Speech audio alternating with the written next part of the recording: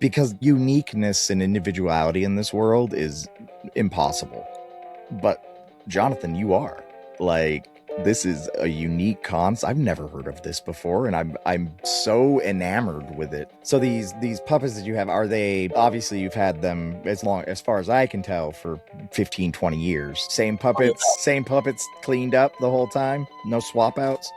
Oh, I have many puppet characters. I've got at least a dozen puppet characters that I've used in live shows at one point or another, or in videos, all kinds of videos. I just do all kinds of, like fun, zero budget videos too on social media. But as far as the project, this is the stuff that I care most about, the Trillo and Suede project. When I first created the characters, that was, was it, around 1995. What does that make it? 30 years ago.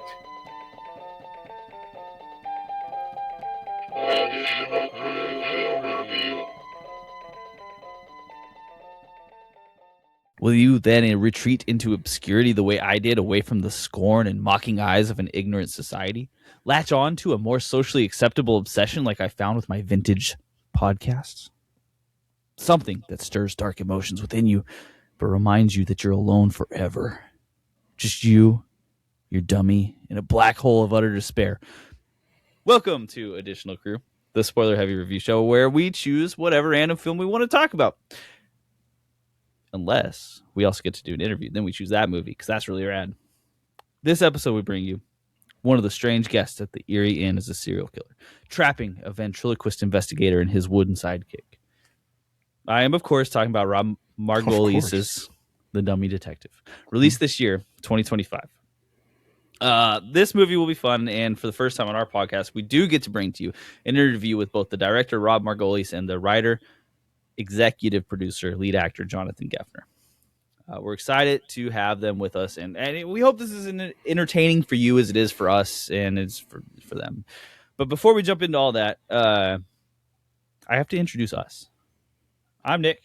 I've been here for the things, so hopefully you've seen me. If not, my name's in the corner. Adam is here with me, the VHS Goblin. And, I don't think I announced this before, Adam. But Adam's going to be our new full-time co-host. There are a few episodes we have played everybody. out. I'm sorry. There are a few episodes we have played out. You'll see some other stuff coming up. But that, past that, Adam is the dude. He's with us. I have a terrible taste in movies. I will ruin the quality of this show. I will upset people. But just by my existence, I'm not an upsetting person. I'm fairly kind, but that's what we love, though, Adam. We have to dig through the trenches to get to the sun. Nah, I like the muck. I'll stay there. It's okay. I'll pop out every once in a while. I'll let you stay down there. That's all right. People have called me a human rat before. I nest, I don't blame you. I went out to do things, and then I ended up just staying in an Airbnb. Can you believe that? I got tired. I'm at that point in my life where I was like, the kids aren't here. I'm going to sleep. Oh, it's so good though. Oh, it was so good. It was very nice. So happy holidays to everyone who listens to this very early on. I hope you. Today is Festivus. Festivus, wonderful. Mm-hmm. We are recording on Festivus, and that is for the rest. If you have any grievances, now's the time to do it. Oh, don't start that. Not right here, because it's the holidays. No. Okay, I'm just we're gonna move on, unless you, Adam, have something you specifically want to add. Nah, awesome. Agreements. Thank you. Okay. Thank you for having me as a guest all these times, and I appreciate you wanting to talk about movies with me. The addiction of watching movies for me is very real. But no lie, I watch a lot of really bad movies. And bad's I think they're awesome, right? But anyways, so anytime I get to watch a good movie or a bad movie or a middling movie, I'm happy, because I just like watching movies. So Same. Yes, thank you. Yeah, I'm stoked. Yeah. The passion for watching is all that matters, because I've explained this before. We do reviews on this where we give scores and numbers, but the truth be told, it's the discussion. It's the friends you made along the way that really matter. And this has been my self-help podcast. I hope you guys have enjoyed it. Let's talk about The Dummy Detective. Okay. The Dummy Detective. It is a movie from 2025, as I just discussed. It is directed by Rob Margolies. And otherwise, it seems to be a Jonathan Geffner passion project that includes people along with it. Jonathan Geffner, a fame for having done Oxford Park, which if you haven't checked out the sensation, you should check out Oxford Park. You should also check out Trillo and Suede and The Past. Unironically, lovely things to watch. Oxford Park, especially, a great use of the. It's a short film, very short. Great use of that amount of time. Also, every Trillo and Suede episode is under 5 minutes. Like, this is nice little bite-sized things that even if you don't want to like invest in this because you're like, I don't know if I'm going to like it, there's really no investment to be made here. So check them out. The Dummy Detective being the first full length. I can't remember how long Casa Noir is, but neither here nor there. The Dummy Detective is the new film that's coming out. It's a full length movie. And we're going to talk about it, as I've discussed many times already at this point. So let's jump into the story. What is it we do on this podcast?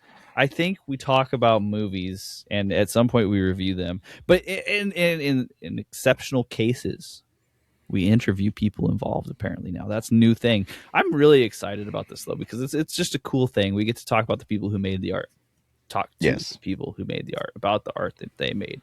So the story. We have a fairly traditional whodunit. It's got all the bones that you've seen before. They're in one location. They can't leave for kind of reasons that are explained throughout the film, but not particularly well. Like it's explained throughout the film, but I think also that explanation is it's storming and in the middle of nowhere, and the electricity cut out, and the phones haven't come back, and you're not leaving. You're on an airplane and the snakes have gotten loose. Where are you going to go? Yeah, exactly. Like in this case, like a taxi driver also died at some point. It was I don't know if 3 people get murdered in the house I'm staying in, I'm probably taking a walk in the snow. That's just me though. I don't know. Yeah. Well, but the movie doesn't work if you do that. So we're going to get into suspension of disbelief in a few different ways here. And I think that's okay because this is a movie where a ventriloquist detectives help solve a murder, multiple murders. So we have kind of what turns into a character. A character. What is the word I'm looking for? Oh my gosh. Okay, a character study of a bunch of different guys who may or may not be capable of committing murder, and you kind of like left to guess who did it. That's the basic version of a whodunit, and we have that basic version here, and it's filled with a lot of kind of like these tropes that you've seen. So I'll start off this by saying that the story is made in particular. It feels like for me, for an audience that isn't used to whodunits. So I watched it with my kids the second time I watched it, and it fit very well into that because they were trying to guess who did it, and it worked because it was a pretty simple, straightforward story, right? If you're expecting something necessarily complicated or over the top convoluted, you're not going to get it here. That's not what this is about. This is a simple story that involves a ventriloquist dummy. Yeah. It's also, I mean, just baked into the character he's created there. It's a bit of a, private dick kind of thing, like the old radio shows of the past or old black and white movies like Dick Tracy or something like that, with the suave detective, who's kind of hard life detective, And his ventriloquist dummies, which he apparently uses because it catches the people he's talking to off guard, and they end up talking to the dummies, and that makes them more vulnerable in ways. And that's an explanation given, which I think is a pretty clever explanation as far as why a ventriloquist would be a detective. If you're going to come up with a reason, that seems like a pretty clever reason to have a ventriloquist as a detective. Yeah. Other than that, you've got your like femme fatale, and that is Chloe Lake, played by Deborah Twiss. You've got your innkeeper, Harriet Hubbard, played by Sean Young. Your recluse, is he crazy? Is he not crazy? Played by Ed Altman, who also ends up being a ventriloquist himself. His dummy's name is Dinky. I like that as a dummy name. then you've got a handful of characters that are here to. They kind of extend the plot in different ways, and they allow for the introduction of surprise elements, but they're not necessarily explored as effectively. So you've got Hortense Grimsley, Archibald Grimsley, so the two rich bankers that are around. You've got Dr. Cox, the rich banker's personal medical assistant that doesn't know medicine very well. And then other than that, you just have two cops that show up at the end. And so these are the characters you're left to work with. So I think the first thing that you got to look at is like, do these characters work, and do the themes that they bring into the movie work? And that'll like land us on a lot of different categories here. But I'm going to start off with the story. So as far as the story goes, Adam, I'll ask you this question first, and I will remind anyone who's listening to this who hasn't watched the movie yet, the spoiler-heavy review. So we're just going to jump into it, and we are going to tell you everything that happened in the movie. So go watch the movie first, if you're interested. Then come back, listen to this. If you're not interested, then listen. That's great. I love having you here. Please be here. Adam, did you, as far as the mystery goes, did you ever at any point actually guess who did it before the reveal? You know, when she brought the cat down the stairs, I was like, who else could have done it?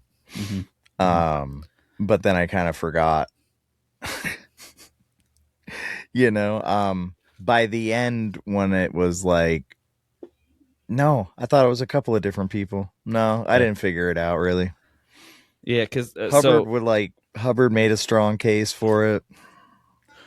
Hubbard was I think I wrote it in my notes. I was like, it's got to be a running gag that they're making Harriet Hubbard look so guilty. Yeah. Because, she has the knife. She has it up at the back of Chloe Lake at one point. She writes down everything that happens before it happens. Mm-hmm. She's like, the cat is going to die a violent death. And then sure enough, the cat dies a violent death. And the explanation given on that's a pretty thin, well, she understands the macabre and knows when it's going to happen. Which if she is taking it at face value, you assume that she's the killer, right? Yeah. Mm-hmm.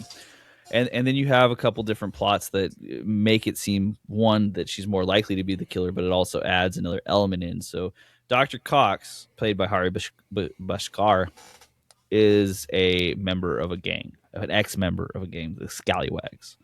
Now the Scallywags, and how do we know that they're in a gang? So they have a tramp stamp.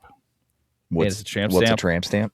It is a tattoo, and it is above the butt area. Dude, my mind wanted to say the rectum area so bad, and that just can't be the right way to pronounce it. It's just above the butt.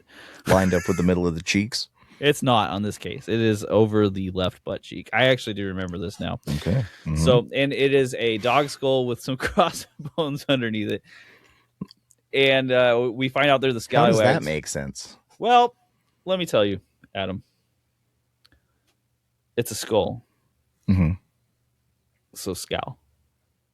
Oh, that's the skull? Yeah, exactly. And then it's a dog, and what do dogs do with their tails?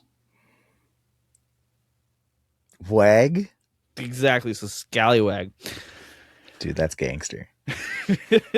so the scallywag so gang. Clever. And the scallywag gang is thrown in there. There's a whole side plot about a bank being robbed, and it's related to the Grimsleys, and it also is maybe related to Harriet Hubbard and her her deceased husband. Do they still call them ex-husbands if they're deceased? Like, is that how that works, or is it widow? Like, do they widowish? Well, I don't know, man. That's fair. I'm splitting hairs here, anyways. So there's the side plot, and it's there and exists. It's complicated, I think, is the status you put up. Yeah, exactly. If you were on Facebook and you're talking about what the Scallywags mean to this film, the relationship status would be it's complicated. And we end up with another body from a person outside of the house who does end up showing up in the middle of the storm, who doesn't need a taxi. I assume they actually drive a car. Oh, I thought they got pulled by dogs. That would be really sick. They're in that gang. That would be something. That would be. They use sleds. Sleds in a rainstorm. Mm-hmm. Yeah, it's like rollerblades on the sled. It would be a good scene in a movie like 300 to watch sleds, like people with sled dogs being pulled over like rain, but it's just hitting the ground and they're surfing on the splashes of the rain. Anyways, this is neither here nor there again. And we also have the Grimsleys who end up staying because their car breaks down mysteriously, on purpose, mysteriously. And Right. They stay. There's a subplot about Hortense Grimsley and Dr. Cox being in a relationship of some sorts, but also based around drugs, but also based around sex. I said it. So with the story, there are two things. I think I'll start off on saying the part that is of the most interest, despite all these complications and despite all these twists and turns, is easily the idea of identity that is dropped kind of casually by Jonathan Geffner's character, Detective Van Trillo, and then also reinforced by Ed Altman's character Elliot Black. So we have these two ventriloquists, and then one of them is having an issue where the ventriloquist will no longer, or the dummy will no longer accept the words that the ventriloquist then is venting into them. Yeah. Which venting is a cool word you can learn from watching this film. And so I got some venting to do. Is that where that comes from? I don't know. What do you remember? Okay, we'll get into venting is like when you open something to release gas so it doesn't blow up, you know. So I guess it's just opening your mouth is venting, huh? Right, and then you're releasing your like controversial or true opinions. Your waste. You're venting your spleen. I remember hearing that a lot when the internet was still in its teenager phase. But yeah, and that guy, remember, he takes the dummy on stage, and the dummy, like, he can't control it anymore, and it starts saying some very controversial things to the audience. And it calls them ugly, yeah, and old, yeah. It's just not nice. Not very kind. Yeah.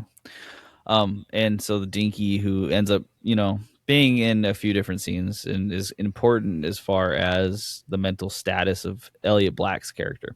Sure. Which is excellent. The thing with this is that with the identity themes and the control themes, like, do you have control over these puppets with your identity? Are they becoming you, or are you becoming them? Right. We see this also when Detective Van Trillo is talking to his puppets separately. It's when there's multiple scenes where he holds his hands up to his head, and we see all three of his puppets all talking to each other and also discussing the current ongoing investigation. And do you remember if the puppets ever talk to each other directly? I don't know if they talk to each other directly, or if they're only talking to Van Trillo. It feels definitely all talking at the same time. Yeah. And he's sitting on the bed, and they make sure you can see that he's sitting on the bed during these shots, mostly because it's in this like weird dream state where there's a fracture in the screen, so you got the screen space is being used to portray this like dreamlike quality. And even at that point, the detective is like, "Hey, are you guys actually talking to me, or am I imagining this?" And they kind of just brush past, like, doesn't matter. Which I thought was one of the more interesting parts of the film. That line, toying with that line between fantasy or mental illness. Yeah, I agree with you. Now, this is where I think there's like a schism in the movie, right? So like you have this. You have to take it one of two ways, and they've chosen a certain specific direction, right? So either you keep it and you play this as a whodunit primarily, and you just blow past it, which is what they did do, or you follow this path down its line, and then you get to explore kind of deeper, different conversations and what it means to use tools to explain yourself, or what it might mean to like mask your real feelings, and then the mask falls away. They have this opportunity kind of to delve into deeper topics. But with this particular film, it doesn't feel like they wanted to go that way. And I would agree. I would also say that whereas this film is presented as a whodunit with a twist that it has a ventriloquist, I think honestly, if the movie had leaned way more into the ventriloquism and that life and those things while using that, same character, same concept is fine, but it felt sprinkled on in a way, but like it was the best part, Yeah. And that's also where I agree. I think like with the whodunit, we've seen a lot of tropes throughout here that are, again, they're good for people who haven't seen whodunits and who are new to mystery and want to figure these things out specifically. But if you've watched mystery movies, you got the whole gist of the story pretty early on, except for the ventriloquism part. Right. And in my opinion, it would have been much better. The whole story would have been more strongly served by making the ventriloquism such a larger part. Like, right. We would have got some more. Ace Ventura Pet Detective isn't good because Einhorn is Finkel, Yeah. And this is one of those, like, I do question, like, so besides the cat, could you have guessed Chloe Lake was the killer? Like, was there? No. Yeah, and that's one of those things that with the whodunit, you have to leave pretty obvious clues for me to consider it a fair cop. Like when you go back and watch it, you're like, oh, I just missed that. It was there for me, but I missed it. And now that I'm watching it, of course it would have been them. Right. I love that. When you don't do that and it ends up being kind of shoehorned in, like, okay, here's the twist. It's not the person you would have expected at all. It's actually the one person we pretty much ruled out. It's actually a fence on a road in the forest. M. Night Shyamalan. It was like that movie Identity, if you remember that movie. I really enjoyed that movie. It was a John Cusack film, right? But like, I love him. It was great. Like, it was this grim, dark whodunit murder mystery where they're stuck at a gas station and there's a bunch of different characters. And okay, spoiler alerts for Identity, everybody, right now. Maybe Adam doesn't even want to hear this. It's a big one. I'm good. Okay. They end up all being characters within the head of a mentally ill patient who's being transported to a prison. And that just happens. And it hurts because this movie up until that point was so chock full of the mystery of who could it have been. Right. And then it was like, oh, well, it was all of them because they're all the same person. Oh. Cop out. So I have some complaints about the story as far as the way it's written. But that's, again, for me, it's like about framing, because I think what ends up being is I get a little bit confused on who this movie is for, right? Because on one hand, it seems like the mystery and the intrigue and the ideas of identity and themes are for a larger, more adult crowd. But on the other hand, the actual story is perfect for a family crowd, Yes, perfect for a family crowd. Me, of course, I wanted world building to be done, at least some sort. Mm-hmm. And I wanted there to be, more grandiose, like, nods to that and creating that world. And if it was going to be a mental illness kind of thing, like really getting into that headspace and like maybe going a little dark with it or a little light with it, whatever he wants to do. But there was just so much psychological there that was good. Mm-hmm. That could have replaced some of maybe like the slapsticky stuff. Yeah. But then the kids want to watch the guy fall down the stairs. That's funny, right? So it's who it's for. Yeah, exactly. It was just it was a choice on who they were planning on watching this film. Mm-hmm. Mm-hmm. So there's a lot of parts of the story that we're skimming over, and I think that what you can gather from that is that they were not of particular like relevance. So the Grimsleys, the Hortense is taking a bunch of drugs from Dr. Cox, and there's a lot of scenes that are based around this that I don't think aid the story really in any particular way. No, and Hortense was fine. Dr. Cox skill or enthusiasm for the role left a little to be desired for me, so I had a really hard time even buying it at all, and I like, and I think you brought up the comparison, well, maybe they were going more for like an Airplane, Leslie Nielsen kind of deadpan humor kind of thing, and I just didn't see it as that. It felt bad a little bit, Yeah, they had a hard time, I think, playing off some of the jokes that they had written in there. And this is something that I think we'll talk more about in the acting area, because the movie is, as far as tonally goes, it's a little confusing, and this is partly due to the editing, partly due to the cinematography, partly due to the story itself, because the story itself, I think, wants to be played as a noir, right? And with the noir, there's that mystery, which great. Noir, whodunit, awesome, right? But the slapstick comedy that appears everywhere else is going to take you out of kind of that darker place that you're in. I mean, how many of these comedy movies have you watched that can manage to get a noir look without Leslie Nielsen and still work? Roger Rabbit. That's a phenomenal answer. That's a great answer. But I think Roger Rabbit also leans a little bit more heavily on the seriousness at times. Until what's his face finds out he's part cartoon. It's a detective with a cartoon sidekick. It's not a puppet, but there's lines, and there's a redhead in tight outfits, and there's yeah.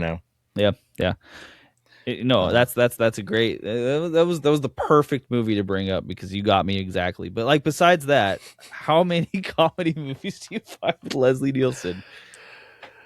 That was Hoskins in that movie, and he was amazing.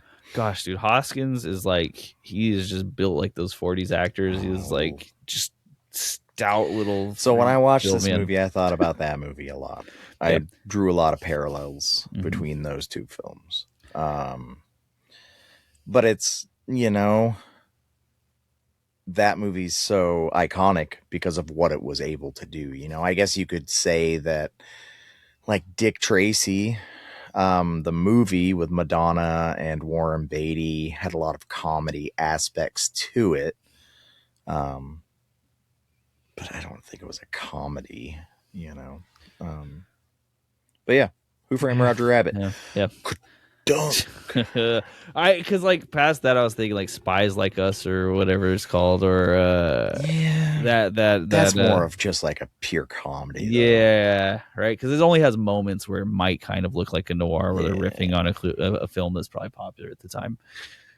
So I think the funny moments in noir come from serious situations, and the humor in this came from absurdist situations. Yeah. So I don't want to dwell too long on the story, because I think it's a very simple story overall. At the end of it all, there's some interesting character developments. Like, I will talk about Elliot Black's character and his So he is an agoraphobic that had the dummy that wouldn't allow him to vent anymore, and he runs a radio show every single night that we're not at any point really truly certain if he has listeners or not. The only fan letter he's ever had is written from Harriet Hubbard, sent through the post, so he doesn't know that. And do you know how much that part's like my life? I did a radio show for like 3 years, and it was like 10 to midnight, and it was like a low-powered FM station in the middle of nowhere, and I almost guarantee you nobody ever listened to it. But you had that hope, right? Like inside of you? No, I didn't care at all. I was doing it for me, let's be honest. I mean, I guess radio DJ now. I also guess I can get it. It's like if you were like driving down the road and you had your like, music turned up real loud in your car and the windows down, just hoping that guy who's on the side of the street goes, "Oh yeah, man." You just catch him for a second. That's what you can get. You just reminded me of those old like Time Life.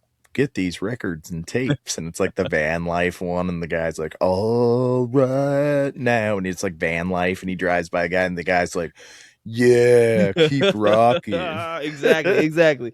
You're like, we made a connection. He's never gonna know who I am, but that's right. I'm the cool guy with this cool van. Exactly. So, and then he had some interesting, like, I don't want to call it necessarily character development, because the character didn't develop in the course of this one night. However, we got to see the character unravel in front of us. Yeah. So, they took a little bit of interesting swings with this character, and I think that's why he ends up being one of the main characters, is that he has this. He's also the in some way related to Chloe Lake, whose mother was killed, and he has pictures of was it Archibald and Chloe Lake's mom or something like that. This is where there's a little bit of this confusion in plot Here's elements. the issue with it, right? Is it's pretty cleanly written. But they try to jam a lot of exposition and storyline into a very short amount of time. And so for me, going back and like really functionally telling you the story of like all those interchangeable moving pieces is difficult for me, because I really couldn't keep up with certain things. And maybe that was it was all misdirection, right? To keep your eyes off of the ball. So it worked on that. That's what I thought about it. I was like, all of this stuff is so convoluted and absurd, and like what's happening, and like the killer's right in front of you the whole time, but you don't notice it because Jonathan and all of the other actors are moving so many balls and cups around, and it's just the writing is so confused that it gets you confused and you don't see the obvious. And I think that absolutely also applies to the Scallywags, because at some point they are interviewing Dr. Cox in the greenhouse, and just like ultimately none of that story seems to have any meaning whatsoever to the they're all resolution of the plot. They're all false flags, you know? Yeah. So, okay. The story mixed bag, right? It was simple, could have been complicated. They chose to go in a direction that isn't my favorite direction that this movie could have gone in. But it's understandable why they did that choice. Yes. It made it a film for everyone. You cast a wide net, right? That's what you would be doing in marketing right now if that's what you were looking at. So let's talk about acting. Let's move on to the acting here. So your largest catch, now that I've talked about nets, that's apparently where my mind goes first, is Sean Young. So Sean Young is the veteran actor of this troupe, the one who brings in some sort of gravitas. He's just been in Blade Excellent Runner. resume. Excellent resume. You can look it up. There's tons of movies, and you've definitely seen her. If you've watched Blade Runner, she is the lead actress. So Dune, iconic film. Also the lead actress. And so we get her. Two of my favorites, by the way. Now, is this Dune that she's in? I forget. Is it the adaptation with William Hurt, or is it the David Lynch one? David Lynch. Okay, perfect. She got directed by David Lynch. Yeah, and that's awesome. That's amazing. Her life is probably better since that happened. That's not fair of me to say. Sean Young, if you disagree, let me know. I would love to hear about that. But oh God, yeah. So Sean Young's in this, and she does a pretty fantastic job at doing the role that she has laid out in front of her. She's a whimsical innkeeper that also is a murder mystery writer. Kind of the voice of the film in a way, the narration of the film. Yeah. I could say that this movie didn't necessarily need the narration as it had it. It might have had a little bit of a Blade Runner problem there, just to bring it back where the narration wasn't overly necessary. So maybe the director's cut gets rid of it, but it also didn't hurt, right? Like, she was predicting things before they happened. Like, can you imagine if she had never said anything about the cat dying, and then the cat had come down dead? Yeah, I can imagine that. I don't think it would have changed the story much, other than me thinking she was guilty because she wrote it down. Yeah. So that's just the misdirection. But I don't have any complaints about her in her role. I don't think a lot was asked of her. They said, "Hey, put on your British accent. Be a whimsical innkeeper that also doesn't seem to have quite the like class you would expect to have as this." I don't know. I thought she was. It worked. You know, she wasn't Mary Poppins, but she was whimsical. But she still served them frozen pot pies. You know. I bet you they were good though. Oh man, I love those pot pies. Those things are like, I'm sure they're made of like 90% like just preservatives and whatever. But you know what? Murder somebody for one. Les Saison style. Les Saison, yeah. Yeah. So Sean Young was the big actor, and she does have quite a bit of screenplay in this, for better or for worse, as far as the story goes. Like she's fantastic on there, but her character is an interesting one because it is just the prime suspect who isn't necessarily doing many things throughout the movie. You know, it's just being in the wrong place at the wrong time over and over and over again. If that stuff keeps happening around her and she keeps writing stories around it, at some point, don't you think maybe I'm the problem here? Yeah. Like maybe Yeah. I shouldn't be around people anymore. Yeah, she's got that what is the writer from In the Mouth of Madness problem? Sutter Kane. She got the Sutter Kane problem where she keeps writing these stories and they keep coming true. Eventually, she's going to end up in a tower attached to an alternate dimension that wants to make her into a tentacle monster. She's Death Note.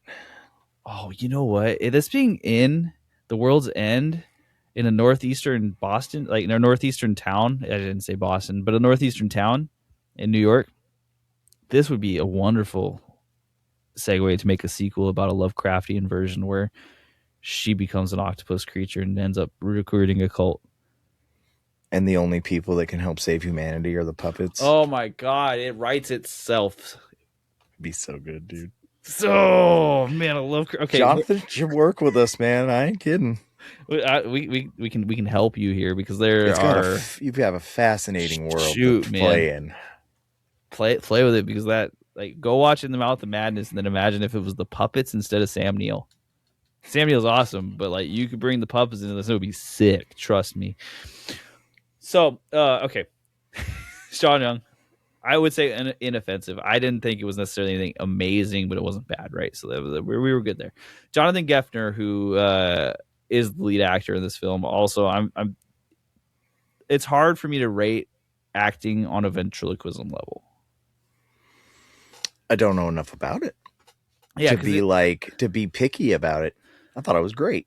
Yeah, same, right? So I don't know if he chose a good character to write to have to act this way, because doing a deadpan noir detective means you don't have to hit a lot of intonation. You don't have to go through a huge range of emotions. You get to be that guy who's just like, this is what I see and that's what I'm going to do. And it works great. Sure. Yeah, I thought he was a bright light in the movie. I thought he was a lot of fun. He's a lot of fun to watch. 100%. And this is just, again, it's a character that he's been workshopping for, which you can tell forever. Yeah. I do think that there are moments, and I like things that are whimsical, and puppets are whimsical, and kind of the guy himself is whimsical, I don't think there's a lot of Jonathan Geffners left in the world. No, certainly not. And you can feel that as it's coming through. The thing, and that's hard for me about this is that the acting almost doesn't matter. Jonathan Geffner's got this sort of magnetism to him in this film that I just wish that he had been placed in more of it. And I think that's what I was kind of getting at earlier with that, without thinking about it, is I love the parts he was in. I didn't need all the extra dressing. Just make it about him and what's going on with him and his story, because that's by far the best part of them, Deborah Twist plays Chloe Lake in this film. She is the lady in red. She is the Jessica Rabbit. Now that you've got Who Framed Roger Rabbit in my head, she's the looker, as they call her in this film, multiple times in the funniest intonation.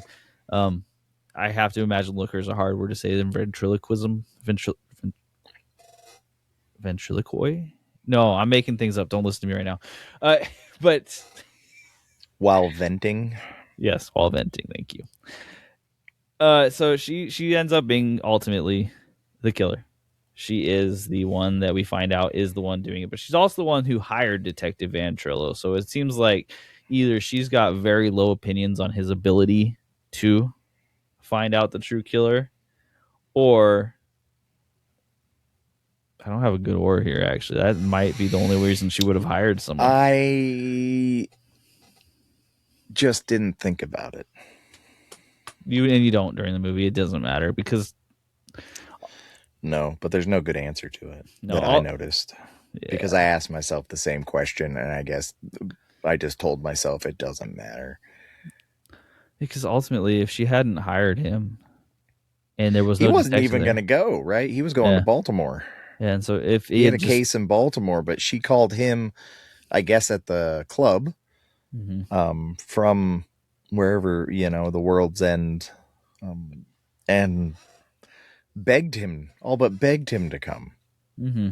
to, I guess, maybe, I don't know, maybe to set somebody else up. I don't know. That tracks for me. The setting someone else up, that would make sense because she seems to be pretty schemy. She's got a whole plan to manipulate Detective Ventrilo in a similar way that a lot of these other movies played out, right? Like Right. she's trying to seduce him while at Well, the same time how not could seducing. she be the killer if she got a private eye to come and watch her because she's afraid she's going to get killed by the killer, right? Right, right. And Plausible deniability. plausible deniability, and it was her mother who died, and she happened to go to a place with a lot of people who are interested in killing her mom.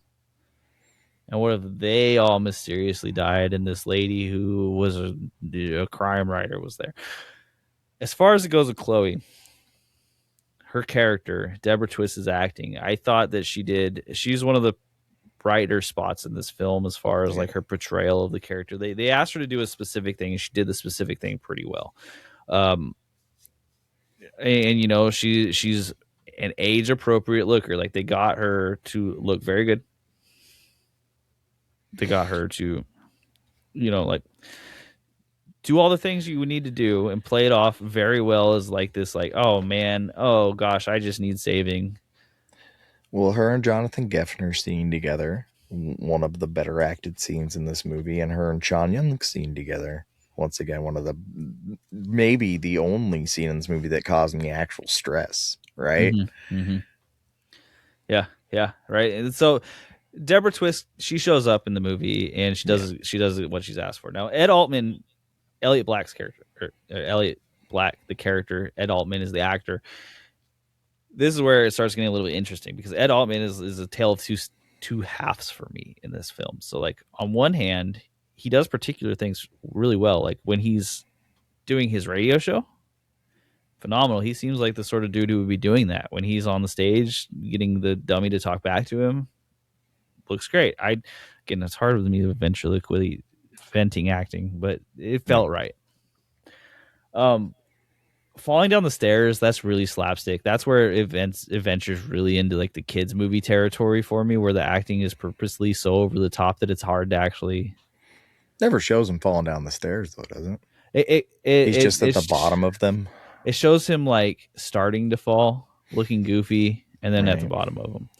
It's almost like I think of the movie The Sandlot, right, where it's like played as a pretty straightforward like kids Sure. movie, but then at the very end they have like all the crazy stuff when the dog's chasing them and everyone's Right. so over the top falling down. It's like that. It's super slapstick, super, it feels like a kids movie.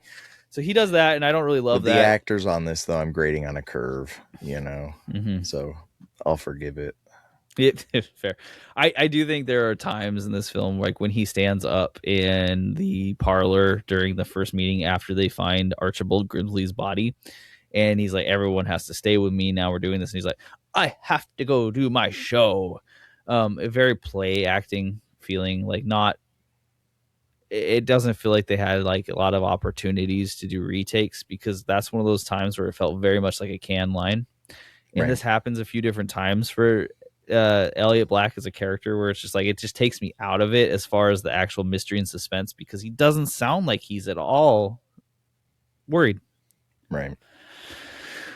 It's just one of those things, it's like, these aren't, you can see the difference between the actors who have maybe had experience in this sort of role and those who haven't.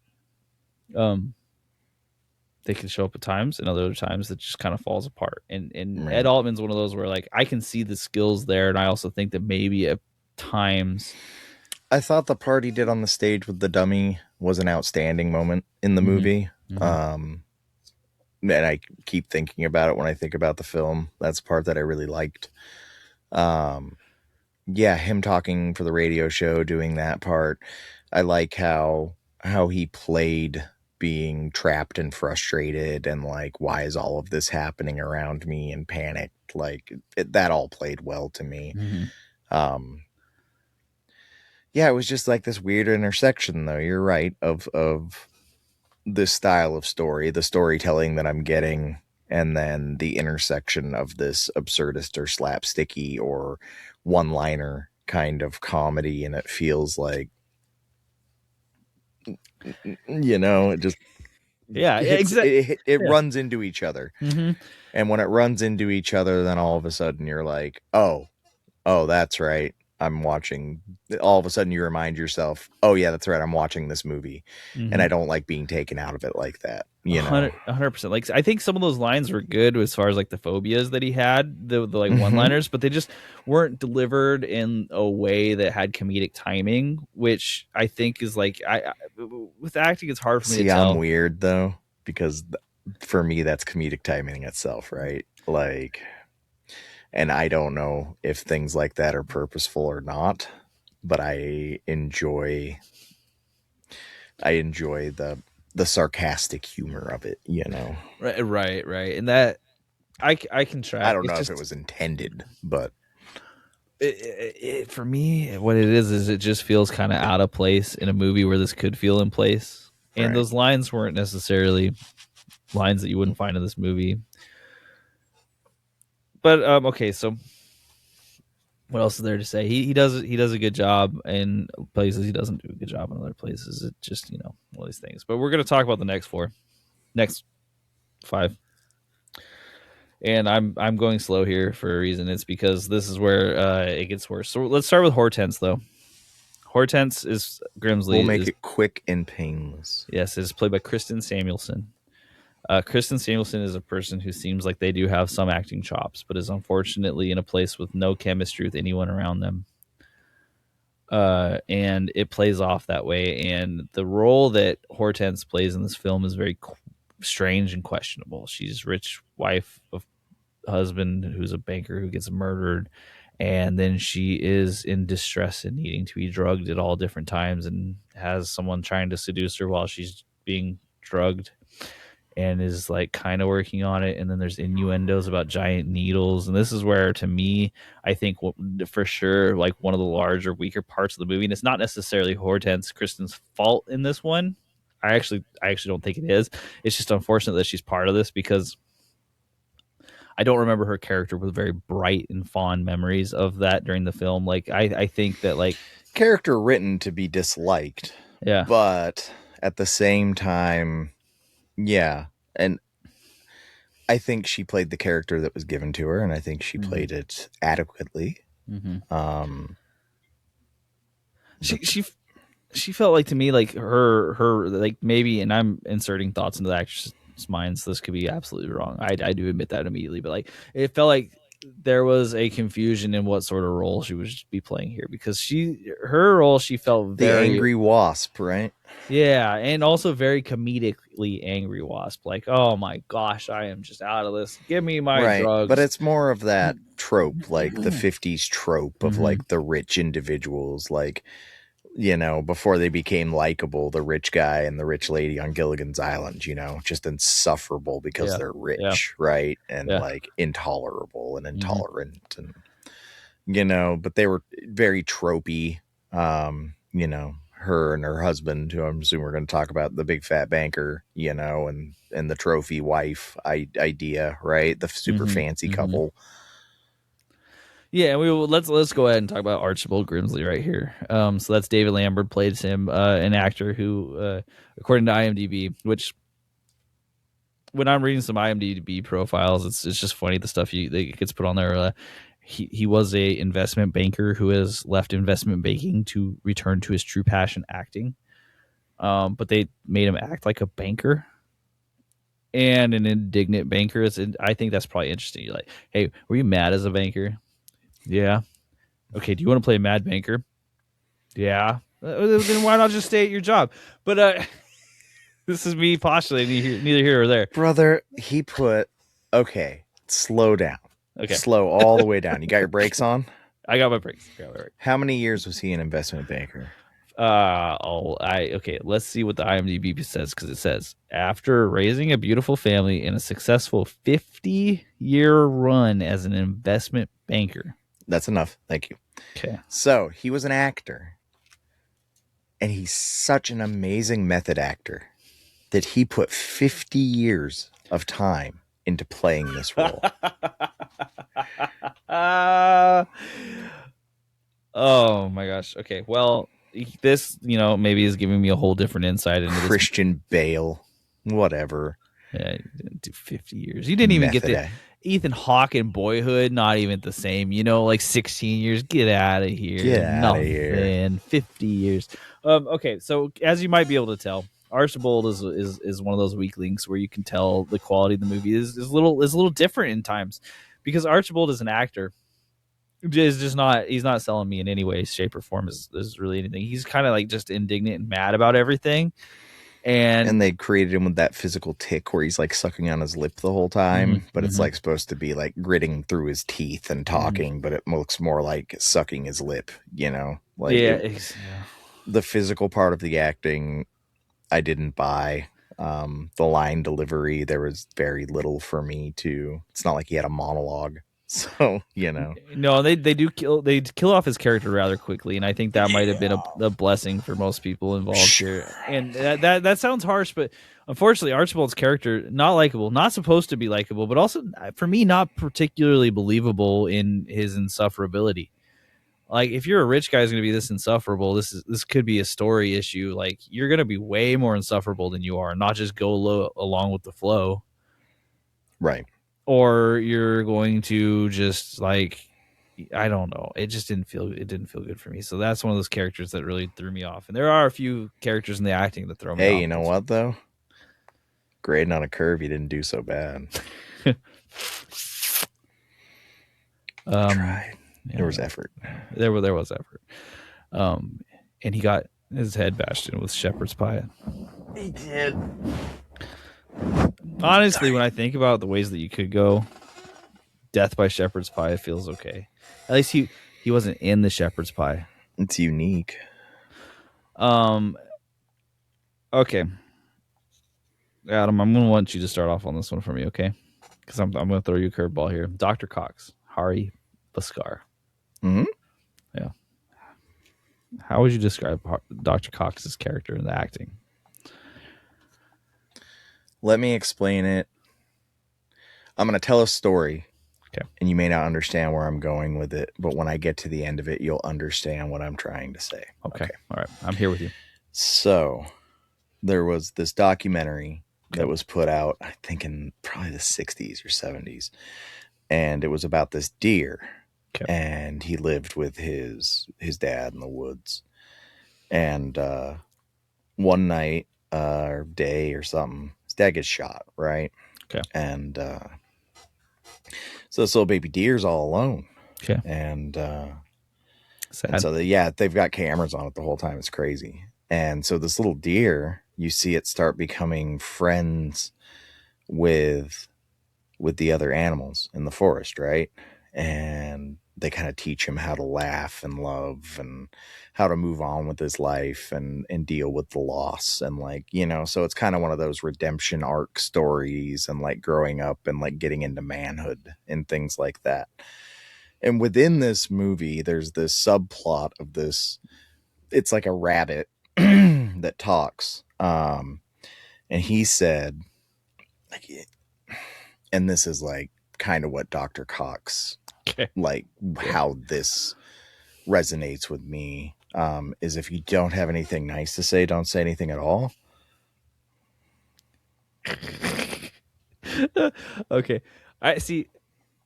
Yeah. All right. Okay. I can follow along here with you. I'll say some things. So I thought you were messing up the Bambi story a couple times, and I didn't expect that you were. I was like, okay, I'm messing up the Bambi story at this point. And it turns out that wasn't it. And I appreciated where you went with that. Okay, so Dr. Cox is a character with major screen time in this film and is a key driver of a couple different subplots meant to throw you off. So Dr. Cox's character is the chief. I know it's hard to follow up that story. I'm a little lost in thought right now. is the chief driver of the Scallywag story. So we find out that Dr. Cox used to be a Scallywag. Does have a tramp stamp. Does have a tramp stamp. I forget. So like, he actually got tattooed for this movie, so that does show some level of dedication. It's true. It's true. Unless there's actually a gang called the Scallywags, and they just hired them from that gang. Can I ask you a question? If you fell down, or if you were bent over and a ventriloquist lifted up your shirt to look at your tramp stamp, would you feel a little violated? No.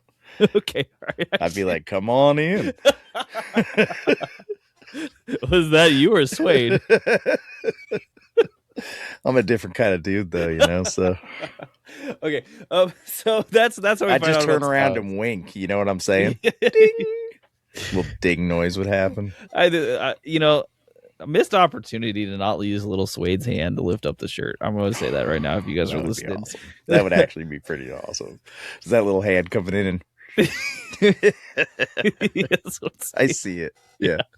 Okay, so Dr. Cox. What I'm beating around the bush here to say is that Dr. Cox in this film sticks out like a sore thumb as someone who is either I'm making assumptions here, is either one, not as experienced and not as skilled at doing these particular characters as the rest, or two, isn't that interested in the plot of this film.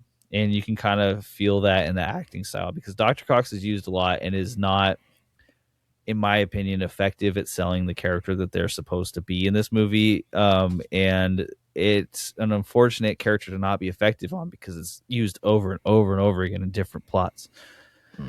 Because it's also involved in the subplot of whether or not they have the pictures of Archibald and Chloe Lake's mother. Right. And at some point he pulls a gun, or he has the gun that they're all around. And none of it was believable because the quality was unacceptable. Yeah, and this is unfortunate because they gave Dr. Cox a lot of the lines that I wish were really good. There's the line delivery in the beginning. If you're going to add this part to the story, it better be done well. Yeah. And this is one of those areas where I think that like a lot of the script itself was let down, because Dr. Cox was given a lot of good jokes and they just don't land at all, and it is 100% on the believability. When the cat is found to be killed by Chloe and she comes down the stairs and she says, will someone check on it?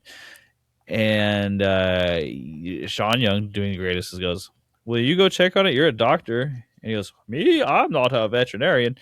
And then Sean Young goes, well, you're more qualified than I am. Great delivery by Sean Young. So this is what happens is Sean Young sets you up, right? Says, here you go, take it. We got this funny scene. Let's go. I've entered it into funny area by saying this. Let's go. And he goes up there and he says what should be, in my opinion, like the best line of the film. And he goes, look, the skin, it clearly has a vitamin D deficiency. When the cat's neck is snapped, like you can tell immediately. It's an airplane level, like comedic one-liner. And it doesn't play at all. No. Because there's no commitment to this joke and no interest in this joke. And that kind of just continues throughout the movie. There are moments where I hope it will get better. The greenhouse scene in particular, when he's getting interrogated by Trello and Suede. And it just doesn't. And that's one of these unfortunate parts of this movie. Because it's lopsided from what I see from a lot of the other characters in this. Yes. I don't know how much more there's to say about that. I think that drives across my point pretty clearly. I used words to say how I felt about it, and I got there. You gave me a nice little moment to reflect upon, and I will reflect upon it later, as I think in my room alone in the dark. The officers, the police officers, I wish they had just cut this scene, because Anna Claus, she is apparently a producer on this film. So there's a reason why these scenes were in here. And Johannes Elaine, Officer Serrano, and Officer Jackson. And I'm sorry if I pronounce you guys' names wrong. I really am. That's not my intention. But they show up, and either they shouldn't be acting, or they weren't given scenes that they cared about in this particular film. It is like the end of the movie where it feels like almost a throwaway, like, okay, well, we're just going to end it. We're going to make sure you know that Harriet's not going to get in trouble. Suede's not going to get arrested because technically puppets can't kill people or something like that. And it doesn't play at all for me. Like with the officers, they come in and they kind of make, in my opinion, like a farce of the rest of the movie at the end. And it's another one of those things where it's like, yeah, I mean, acting does matter even when you're just a little teeny part, because you're part of the resolution of this movie, right? And you don't play it like you again, like this is cops walking into a house where multiple people are murdered. I know this isn't a serious movie, but like, come on, guys, come on. I don't know that I have anything to add to that. It was completely, if that's the way it was going to be acted, it was unnecessary to have. Yep. That's where I'm at with it. Okay, so the acting will move on. I think we hit all the major points we needed to here. Up next, you're going to hear an interview with myself, Adam, Jonathan Geffner. Again, we'll all introduce ourselves in the next part, and Rob Margolies. So you're going to hear us. Let's figure out what this movie's about. Exactly. Right. Mm-hmm. Welcome into Additional Review. We are doing an interview today. Our interview with Jonathan Geffner, the executive producer, writer, and lead actor for The Dummy Detective, and Rob Margolies, the producer and director for the film as well. So thanks for joining us, guys. I'm Nick. Adam's with me. We're all here. I hope you guys are having a good afternoon so far. Yes, especially happy to join you here. Wonderful. Thank you. So we've already watched the film. This is in the middle of a review, but I'm going to release this so everyone just can see it individually as well. I'm going to start off with the question that I'm just really interested in, because as I was watching this film, one question came up immediately for me. What is in your estimation, your target demographic for The Dummy Detective? Oh, you mean age-wise, or you mean the type of audience? A little bit of both. Mm-hmm. Well, Rob could answer. You want to answer first, Rob, what your thoughts are on it? Sure, yeah. I think it's definitely an art house audience, but I think that, in my opinion, that the rating of the movie, if I were a member of the MPAA and we were going that route, I would give this like a PG. I don't think there's really anything too objectionable in the movie at all. There's some innuendo in it, but my 10-year-old son watched the movie and he didn't pick up on any of it. So it's like I feel like children are not going to pick up on it, and hence it should be a PG general sort of audience. And I think that the kind of child that does want to watch something that is like a little bit more than your average Disney film could really enjoy it and get into a genre that they're not exposed to. So in my opinion, it's a family film for just about anybody who wants to watch something different. I feel like it's a very, very wide audience of intelligent moviegoers that want to see something different. That's my answer. And that's what we thought going into it as well. We saw the detective noir, but then as we moved through watching it, we were like, this is really an appropriate movie for a broad spectrum of ages. And yes, I agree with Rob, how he described it. That's what I was intending to do as well, hoping that would be. Some of the critics already who have reviewed it have said that it's an adult film, not for kids. A couple of them did. It strikes people different ways, apparently, but I feel like it's mainly directed for adults, and it's not childish. However, as Rob said, as you're saying too, I think most kids would enjoy it as well, and I don't think it's inappropriate because the stuff that is potentially inappropriate they're not going to get anyway. Yeah, I actually did watch it alone, and then with my children even, and they enjoyed it. They really did. So, and they like Scooby Doo. They like kind of like the darker children topics, so they were into this. Yeah, Adam, do you have a question you want to ask next? The thing that fascinates me the most, Jonathan, and I had let me start with this. When we're talking about past work that you've done in development of this character and the work that you've done, especially with your three main. Also, let's start with this. Common nomenclature for, is it a puppet? Is it? Puppet is fine. You want to know the official word terminology for my partner Suede and all similar ventriloquist partners is ventriloquial figure. But that's a mouthful. So dummy is fine too, by the way. There are some ventriloquists who are a bit sensitive about that. They don't like calling Whenever I see it in an act, it's always like, who are you calling the dummy? And so I thought maybe that was insulting. Yeah, that's kind of a trope, like age-old trope. But I'm fine with calling them dummies, hence the title of the movie. Right. So I guess what I was wondering, looking at some of your older work, obviously these are characters that you've been developing and working on for quite some time. Is there any sort of canon to this universe that you're building, or are these all individual stories? Well, I'm flattered by the question itself, because my perception of what it means of a canon is something that is usually something much more established and well known. I have a limited reach so far. I'm hoping the Dummy Detective will take it to a much broader audience. So I doubt whether there are too many people out there arguing about what should be part of canon or not. But I do feel that I always wanted to have the leeway to present my world, this universe that I was creating, in different ways open to interpretation. So therefore, each world is a little bit different, sort of the baseline reality that we need to, or how much suspension of disbelief we need, is a little different in each project I've done.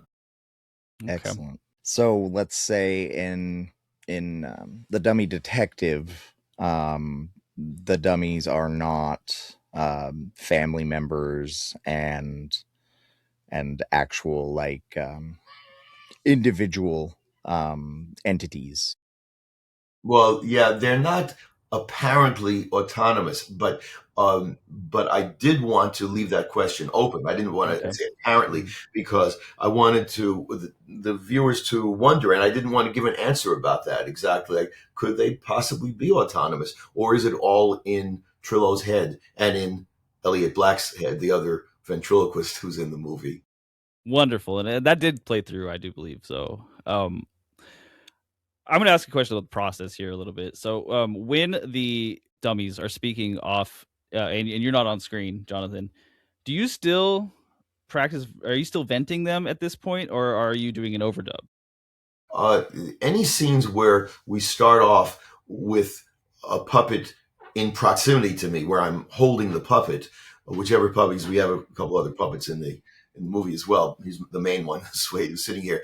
But I always ventriloquized during the shooting. So because we used different shots, like or angles. So sometimes we start with 2-shot and then we go to close-ups. It would I continued the venting, whether it was because I didn't know which shots they're going to use in the editing anyway. Mm-hmm. So I was always venting. However, if there was those shots where the puppets are clearly away from me, that the Trillo, the character, is not operating, cannot operate him, then we did a couple of different ways. Some of them I did on camera, if I remember right then, but like someone else would coordinate. And some of it we did, I did voiceover later on. I don't remember which we did more. Maybe Rob remembers better. I think that you pretty much just did it off camera for those shots, like pretty much almost exclusively, right? I guess so. Yeah, most of the time. I think there was just a few instances where it was maybe hard to sync it because someone else operating the puppet. So we did it later on. I know how we addressed that. Sometimes even right then, like first someone would operate the puppet, then even right there on set, I then did the voiceover rather than later on. There were a few times though when that didn't work. We didn't have time because we were under the gun to shoot, so we did it later. This makes sense. And so I imagine then with all the voices that you vent, you can do them with or without the dummy. I just feel like it would be more difficult when you don't have the physical object with you. But it actually feels weird to me whenever I do their voice and I'm not holding them, I'm not operating them. Very often people ask me, "Oh, do that voice." I have a lot of different puppet characters that I use in my shows too, as well as the few in the movie. And sometimes people say, "Oh, do his voice, do Swade's voice," and I usually decline because it feels icky to me. Like that belongs to him. He has to be here. I can do it though. I appreciate that so much. Yeah, why don't you take us away, Adam? That's awesome. I love that. Right. Rob, for you, I wanted to ask when getting this script and working on it with Jonathan, it would, I mean, if anybody that's seen like noir whodunit kind of thing saw the tropes that are brought through. Was there anything that like caught your eye maybe when you were younger or when you were developing this movie that you wanted to lean into?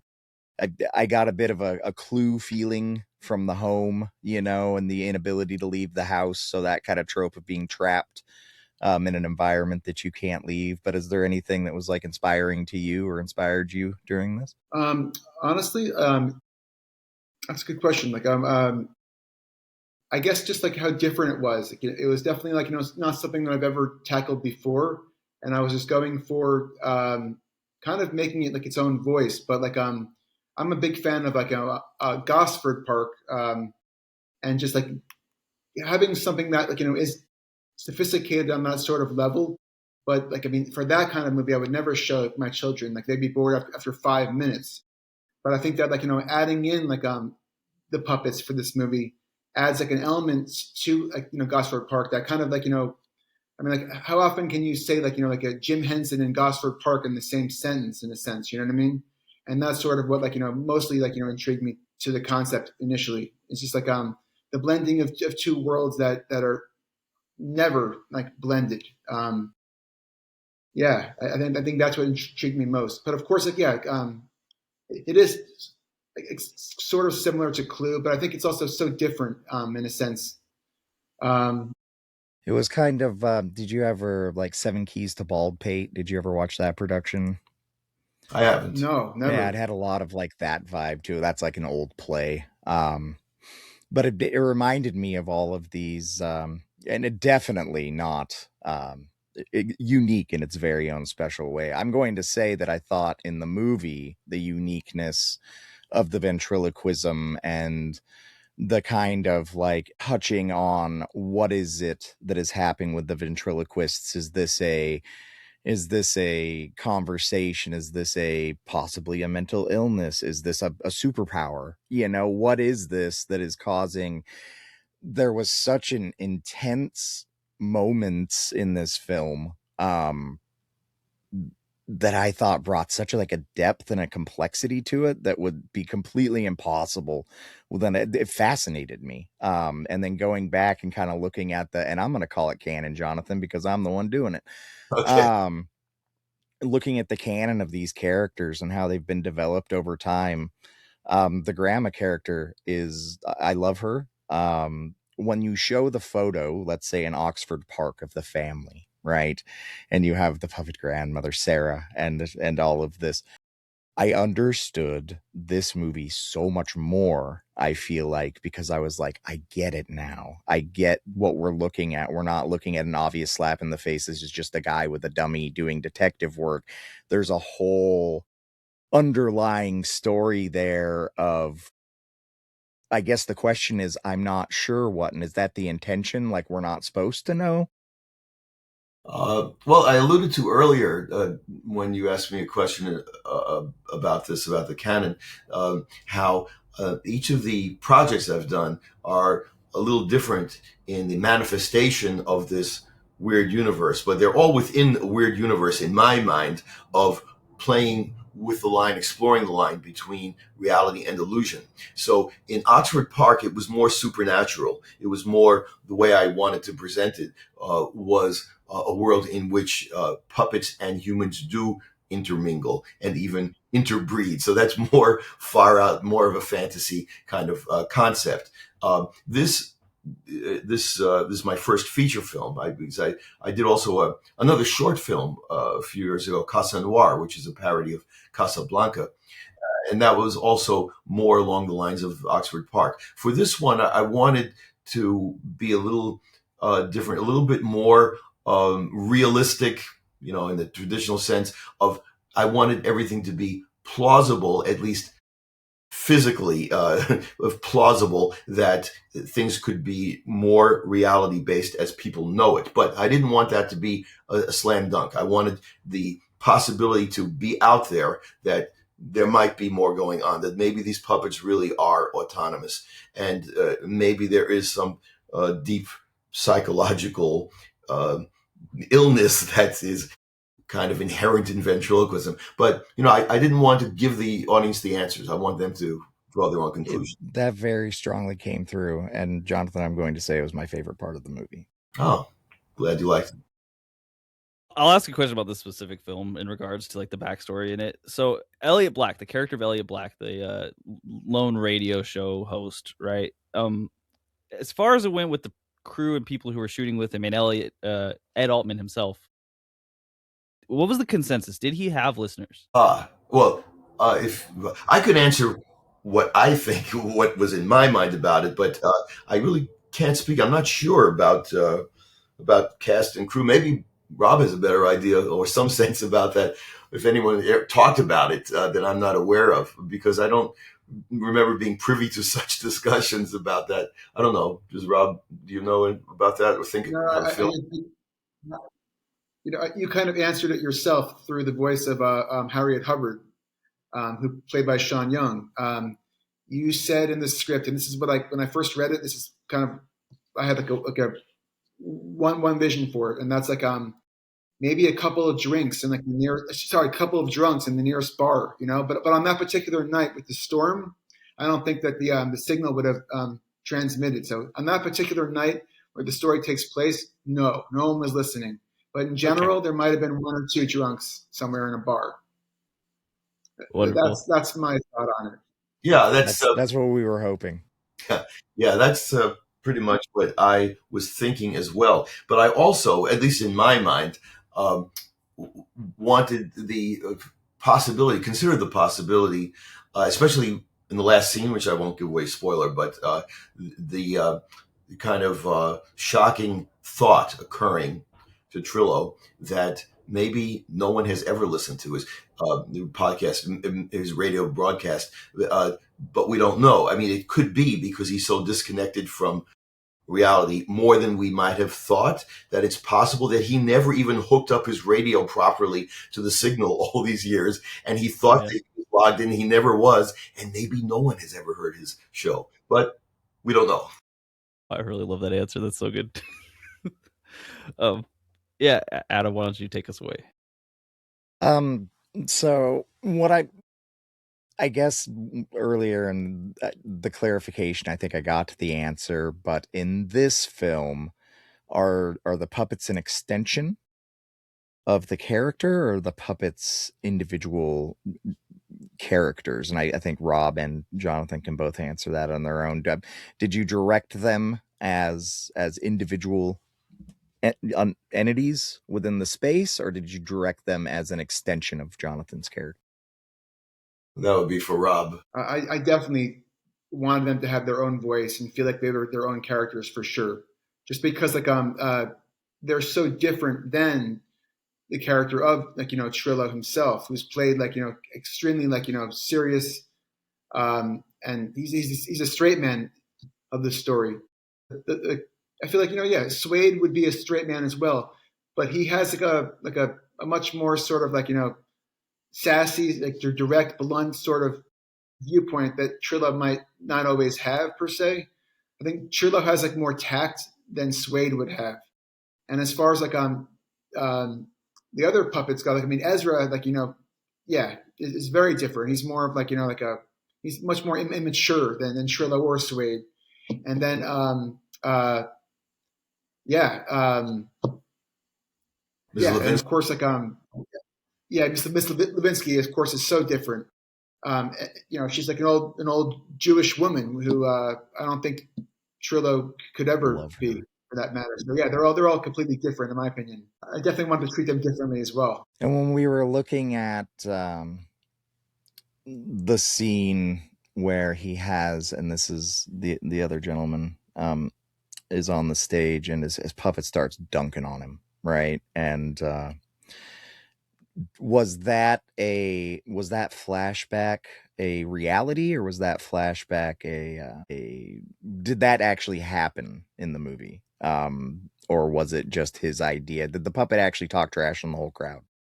Well, it was meant to actually have happened, to be an incident, because Harriet Hubbard also refers to that when she's setting up to Chloe, in that opening discussion, saying that I was there that night when I saw him lose control. So I meant that to be something that actually happened. Okay. Wonderful, wonderful. There's so much fascinating depth there to dig, in all honesty, like as a concept. I love it. The line between mental illness and possibly actual reality of, I love it. It's so good. And it's like, it wasn't something I was expecting to find in this movie.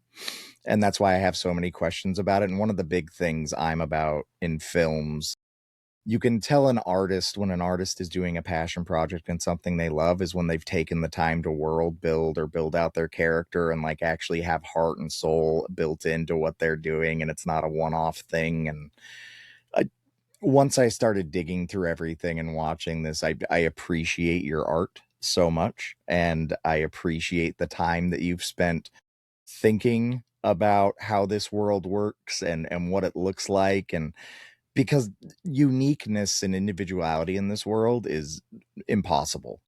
But Jonathan, you are like, this is a unique concept. I've never heard of this before, and I'm so enamored with it. So these puppets that you have, are they, obviously you've had them as far as I can tell for 15, 20 years. Same puppets, same puppets cleaned up the whole time. No swap outs.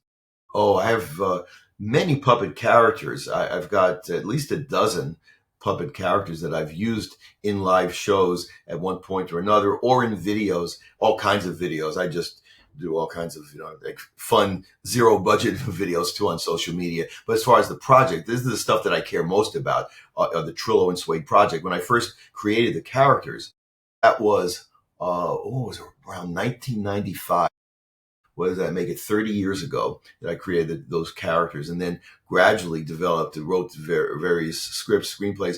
Eventually, through great ordeals, found ways to shoot a few of these things. The short film Oxford Park. Many years later, the Casa Noir short film. Then 2 seasons of the Trillo and Suede web series.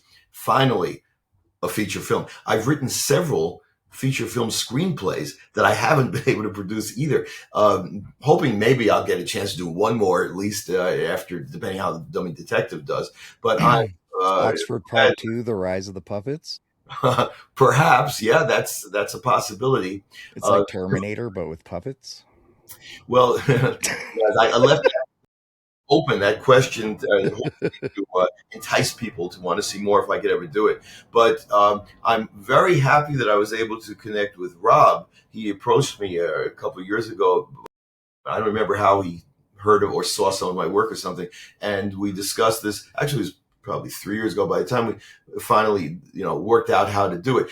Because Rob is an expert at shooting low budget and making it look like it's a lot higher budget. And so he's really experienced, really expert at knowing how to get things done on as low a budget as possible. And that made it feasible to finally, when we discussed it, okay, I'll make the plunge. We'll do this. When we covered sound design and direction and shots and things about this movie, I would say this is one of the few movies that we had very little to no criticism on those points. I thought it was extremely well done, especially within the space, Rob, that you were given. The home, to me, and we have a bet going on between me and Nick, so this will be part of this question. The home they were using, not a set, actual home. Of course. Not a set, yeah. A live location that we found. Now, all of the creaking and cracking as people are stepping and the noises the house is making, was that put in post, or was that the actual sounds of the house? Some of the sounds were live. Yeah, I would say 90% at least. Okay, was live? Dang, all right. You lose. Yeah, live. I knew it. I knew that house was acting. Either way, it sounded good. It sounded great. It sounded really good. Yeah. I said some because it's a bed and breakfast in North Jersey called Les Saisons, which is like the actual sign. Yeah, that wasn't initially in the script. Like we kind of made it part of the script based on the location. Yeah, beautiful location. Yeah. Great to shoot. Yeah, and also the blackness of the club and the wall. We know how much work that kind of space does, so that was great too. Yeah. Mm. Yeah, well, that was actually in a nightclub in Newark, New Jersey. In Newark, right? Yeah. Yeah, That Newark. nightclub's probably awesome. Yeah, well, Yeah. it was made to look Yeah. even more awesome because of Rob and also the cinematographer Yuri, the lighting Michael Fisher. So we had a lot of great crew members. That's excellent. Yeah. Now, One of the I wanted to say one of the hardest things about this movie was I mean we shot it in 10 days. So shooting a feature film of this magnitude with that kind of lighting in 10 days. I had Yuri the DP and Michael Fisher as the gaffer, and just not being able to give them all the time that they wanted was one of the things that was very hard on me on set. I wish I could have given them so much more time. Who knows what they could have come up with? But there had to be a line that I had to draw in order to make the shooting schedule on time and budget. Yeah, that makes sense. That's the difficulty of art meeting budgeting, right? Yeah. yeah. Oh, it's a great challenge. This was a great challenge. Very, very stressful constraints of the time, but I'm very happy with the result, and it's thanks to everybody, Rob and the rest of the crew, the actors. Everybody was very committed to getting it done. I think there's only one day I think that we went over. I think every other day was like a 12-hour or less day, and then just one day up in Elliot Black's a room. We shot everything up in Elliot Black's room in one day, and that's the day that went over. And that room happened to be on the very top floor of the 4-story bed and breakfast that we were shooting. It seemed tight in there, brother. It seemed tight. Yeah, and we redid the entire room. Our production designer, Abby Marshall, her name is, redressed the entire room. It's completely different than what it looks like normally. Yeah, we did all of that in one day. I think it was 15 hours.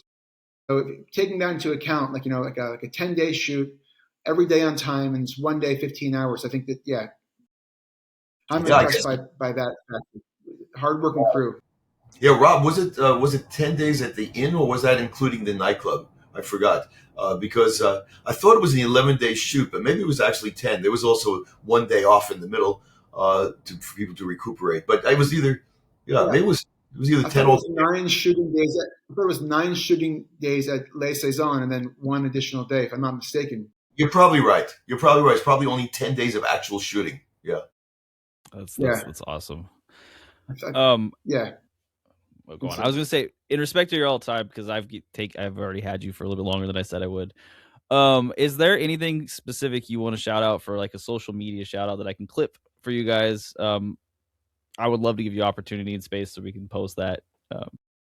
Well, the most important social media address is the dummydetectivemovie.com, because that website has links to everything, to all the current platforms where the movie can be watched, because currently it's on Amazon US, Amazon UK, and it's also on a couple of other Zumo, I think it's called, Fossum. These platforms also you can watch it free with ads if you don't mind the ads. And then there are more platforms that are going to be coming soon. We were licensed for Tubi, so I'm not sure when, but okay. It will be on Tubi as well, and I'm sure a few more. So just keep track of everything. Plus, that website, the dummydetectivemovie.com, has the links to Facebook group and Instagram and YouTube. Wonderful. And then thanks, guys, for joining us. I really appreciate it. I think the interview went very well, and thanks for making a movie. Thanks for putting art out into the world for everyone to see. Yeah. Pleasure. Thank you. Thank you so much for having us. Absolutely. Yeah. Welcome back. I hope you enjoyed that review as much as we did. It was actually quite a pleasure to get to talk to Jonathan and Rob. Yes. Again, Jonathan's awesome. Yeah. Thanks, everyone who has set this up for us. It was pretty awesome to actually get to talk to people who were involved in the movie that we reviewed. So thanks for that. And also, like, for real, check out Jonathan's old stuff. If you couldn't tell from that interview, he clearly has a passion for this. He clearly like wants to take it to strange places.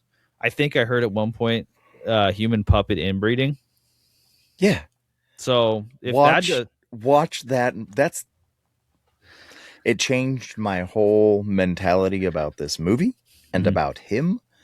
When I went back and watched his older stuff, and specific Oxford Park specifically, start there. If you're questioning, I don't care about this, just watch that. I promise, it's good. It's actually good. You will find something you enjoy. I promise you. It's shot. So we've talked about the rest of it. And I'm going to get into creativity and cinematography because this is something also that the segue between Oxford Park and this are going to have some differences on. So we heard Rob describe the film as Gosford Park and Jim Henson linking up and kind of twirling together, right? And there are ways in which I can see that portrayed here, but there's also ways where I think we're a little lost for what we're going for, because with Trullo and Suede in here, and their characters played so clearly as noir characters, right? And even the jazz music in the background and the walking beat that's going on the whole way through, it feels like a noir. Where I get lost in the cinematography and the photography just in general in this film is that it doesn't bring across the noir feeling. It does bring across the family movie feeling, but there's a conflict happening here for me with the cinematography and kind of what we're being presented. And I think it was important that you asked that, you know, who was this movie intended for? And the answer being everyone, I think is appropriate, you know, because they did it. It really doesn't. It's not offensive in any way. Yeah, really. Yeah. There's not a lot of darkness, which is, I know if you're going to have kids watching a movie, I think from what I've experienced with my kids, the thing that they're really scared about isn't even the monsters. It is the dark areas of movies. When a movie is really dark, they're freaked out for some reason. But if it's really well lit and there's a crazy looking monster, they don't really care. So this has kind of like that quality of overlit, which is interesting to me because we did hear about how lighting and getting it into the house was a difficulty in even a low amount of time. But I would say that there was plenty of lighting. Maybe even at some scenes a bit too much lighting. Like I could see during some of those like those room scenes, you could really got real moody with it. Like let's say when you had Jonathan Geffner and Deborah Twist's characters together in the room when she's undressing and like playing around with him and saying, "Hey, I didn't know you turned around that fast." You could have made that scene real moody, especially because that's not a kid scene almost in any way. No. So I don't, and I think it's when you're working, because obviously they worked in a home, and an older home at that, obviously. Tight spaces. And when you start using bright lights and tight spaces, you get a lot of reflection and things light up. It's real easy to light up a small room, and so even a little overdoing it will look like a lot. And this is where I also get that idea that we see Rob as someone who works with, low budget films pretty often, and lighting is almost certainly going to be an issue in a low budget film at all times. So there could be this almost overcompensation, in my opinion, especially when you're trying to make a noir like film, to make sure everything is visible and everything is well seen, so you don't look like you can't actually get the picture that you're making. However, noirs, man, it's pools of light, it's pools of shadow, and I just don't think that exists. It doesn't really exist much in this film. The only times I see it are in like shots where there's transitions happening, and the lighting isn't set up for that transition perfectly, and then we see more of a organic feeling scene. I think even if you look at the scenes like the greenhouse, where it's all shot in blue lighting, it's still kind of overlit for what we would want. I call it, for me, it's kind of that to be shine. You know what I'm saying? And it's the director in a box sort of thing. and they have the lighting set up and the sound guys and everything is, yeah, it's tech, you know, and it's great and it works, but it puts the same look on it. Maybe it's the kind of, and maybe it's the kind of camera they use as well. But it all has that same look to it, like a glossy brightness. And I just assume that that's maybe not necessarily artistic, but just based on availability of equipment, maybe. Yeah. I think that's probably a fair assumption, simply because you're right. So many films do have this kind of same look to them. Yeah. It's just interesting because then there are the scenes that are taken at the nightclub, which we found out through that interview is a real nightclub in New Jersey, and you can immediately tell the difference, right? Because it's all dark. It's not well lit. I mean, it's a stage, which we've seen stages a million times. They play pretty well in movies. Yeah, what I said there in that interview about how the black space plays so well, you know, it's that I wasn't being sarcastic. Like some of the better lit stuff in the whole. It's just, this is the one thing that I think really, one, it cements that it has to be a family film, because it's not going to play in any other way without it being a family film with this lighting. No. But two, it kind of removes a lot of the elements that you had set up prior.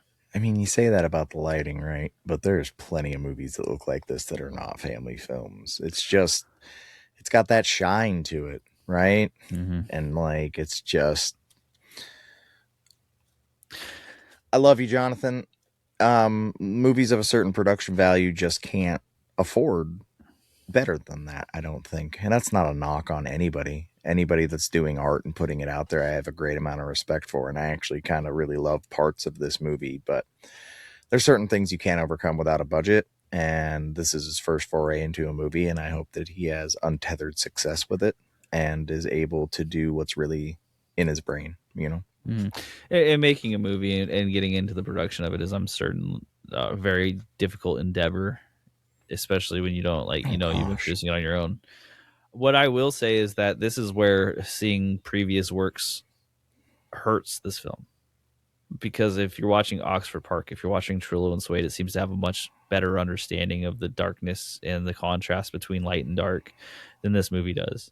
And you might be exactly right that it's just a technology thing, like maybe using one of those handheld digital cameras in the early 2000s worked. I mean, we saw it with Inland Empire that David Lynch directed specifically for that reason, and that had certainly a very odd vibe. I'm also an analog monster, right? So digital never plays well with my eyes anyways. I'm always super hypercritical of it. Maybe people like it. Maybe they like that look. I first started noticing it really hard when I got the 4K TV though, and everything looks real, and like some of it looks glossy, like overdone saturation issues, and it's every film that's kind of in this range of budget that comes out now, and they all suffer from the same thing. I think, and I don't know enough about this, maybe at some point we can find out, that all-in-one kit that you're talking about might be really a thing. Maybe it is all just the same company making all the same lighting for all these movies that are on the same budget. Well, my guess is you get hooked up with some production company and they have the guys ready to go, you know, and I'm sure they're completely capable and good crew, but they just have the tools that they have, and it probably is a lot like movie in a box, you know. Which is great because it gets people's stories told, you know. 100%. And so as far as like the uniqueness of shots and the creativity of shots, I don't think there was anything that was terrible. Like there was nothing where I was like, wow, this is awful, or like you're jump cutting me a million times for nothing. Like they seem to understand that part of the assignment pretty well. And they did play around with some of the noir ideas, but it didn't all feel like a cohesive whole in that way. Now, as far as like a family-based murder mystery, right? Yeah, okay, that worked. That's fine. And the house definitely helped him in this case. this is just like this is where in this one particular area that the movie felt like it was competing with itself, because you had this cool ventriloquism story and then you had this murder mystery, and the cinematography leaned so heavily into the murder mystery that the cool ventriloquism story felt a little bit left behind by the images you were showing on the screen. Right. 100%. Okay, so up next I have editing and pacing, which was good editing and pacing right there that it took so long to say that, right? That's about how long I have to talk about the editing and pacing of this movie. It was putting that, dang near hour and a half, 1:30 runtime right around there, which is kind of that feature length runtime that everybody tries to hit. It was paced fine. It was more of a aspect of the acting that made certain parts feel clunky. But I think that with everything they were trying to fit in to an hour and a half, all the stories and exposition and all of these, misdirections and whatnot, it feels like it was all fairly well placed with an hour and a half. You see, for editing is one of those pacing. I agree. Pacing was fine. Like it didn't. That's what I was talking about. Yeah. Yeah, it didn't feel forever long, which is good, because even an hour and 29 minutes. I mean, everyone who's watched an hour and 29-minute movie that feels like it's 3 hours long knows what I'm talking about. Yeah. But this one had some questionable, like. This is probably down to the story and writing, so I don't know if this is fair to putting into the editing and pacing, but it just had scenes where, like, I would have loved to see more of one thing than the other. And what I'm gonna just bring up is the Hortense and Dr. Cox romance, and the turkey baster, and the drugs. They didn't play well at all, and I would have loved to see them cut in favor. Not of a else. Humorous concept in general. Kind of a icky concept, right? Yeah, her husband just died, and it was done completely played as comedy, but not at the same time.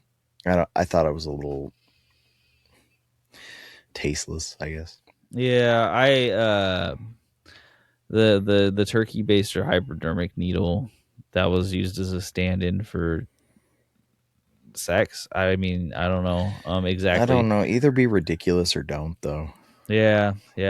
And for these parts, this is where I wonder if other things were cut out and this was still kept in. And if that's the case, I think that was a mistake, because this didn't really add anything to the film for me. And these are the parts where it dragged, is where I think they were hoping that this was going to be the comedic breaks, but this is the part where every single time it came on, I was like, oh no, not another one of these scenes. I just wanted to watch Jonathan the whole time. Yeah. Yep. So the editing and pacing, the pacing wasn't bad, but as far as the editing and choosing what went into the movie, I think there were some questions there, and that could be down to the writing. It could be down to the story. I'm not sure, but usually in these cases, it's editing choices. Yeah, I mean, every cut was a hard cut, so it's hard to mess that up, I wonder, like, what did those scenes had to be considered like the best comedic scenes in the film for them to keep them in, right? Well, it had all the lines, right? The lines, even if I don't think they're super funny. He was given some of the probably the most humorous lines in the movie. The delivery was Thumper the Rabbit. Yeah.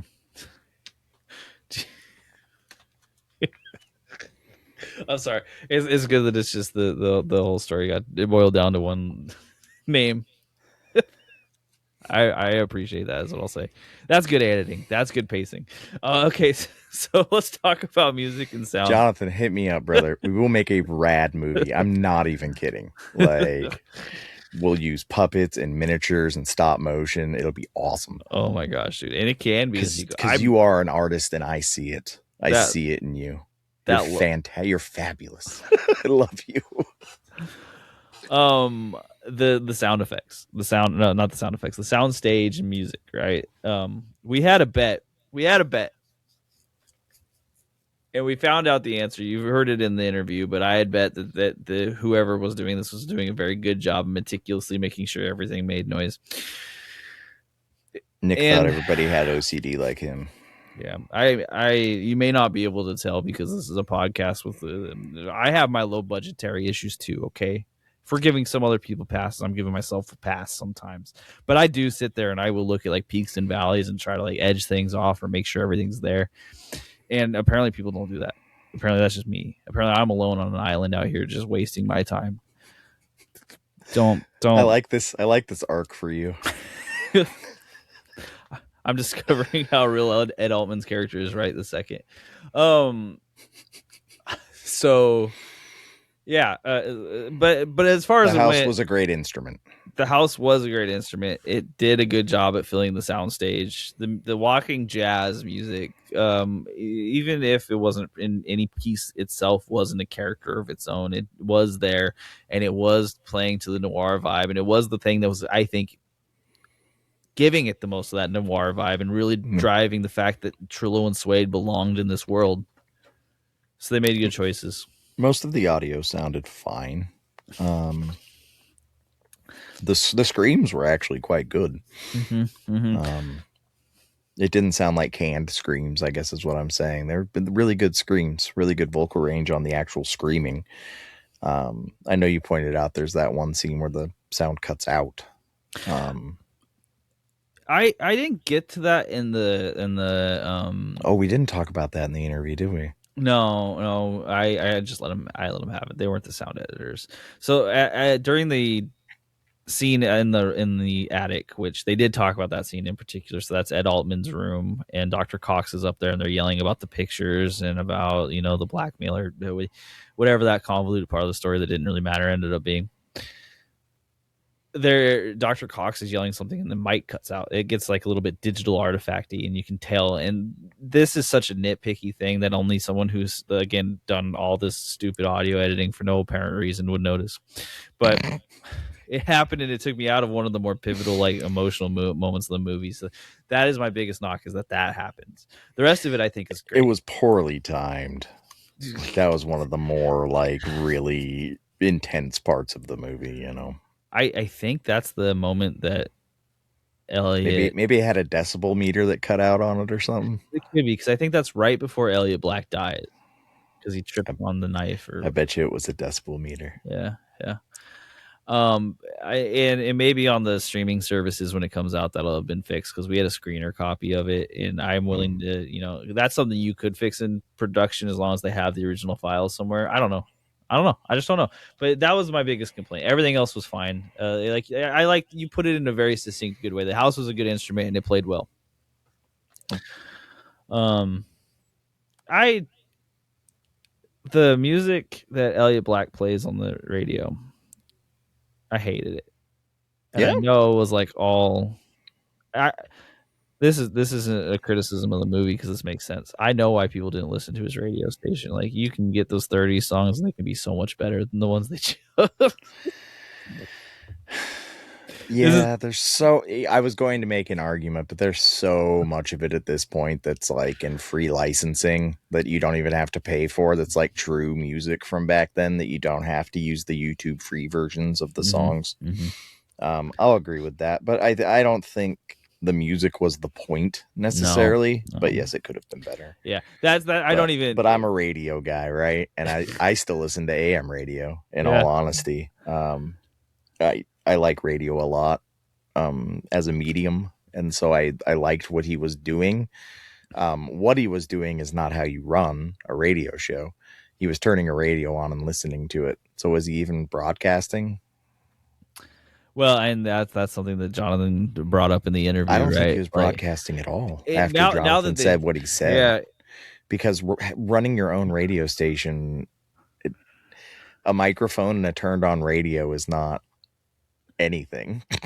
No, I mean, okay, imagine that was what was coming through your speakers. There'd be so much feedback, or it'd be so tinny, it would be just awful. And like that 30s music's already tinny as all hell. So Yeah. I was gonna make a joke about lead poisoning, but that's not tin. So here we are. Okay, so the sound that doesn't even get factored into my score. By the way, that is just something I wanted to bring up. Was that every time I heard it, I was like, "Let's get ready for some sick 30s music," because it exists, And I'm like, "Let's get into it." Every time I was like, "Oh, this sucks. This does suck. Oh man." Elliot Black had good music phobia. So Jonathan, after we talked about that, for me, and I think maybe we talked about it during the interview as well. I'm not sure if I did or not, but we get you together with Tangerine Dream. And I mean, I liked where we were going with the H.P. Lovecraftian Puppet Uprising angle is good.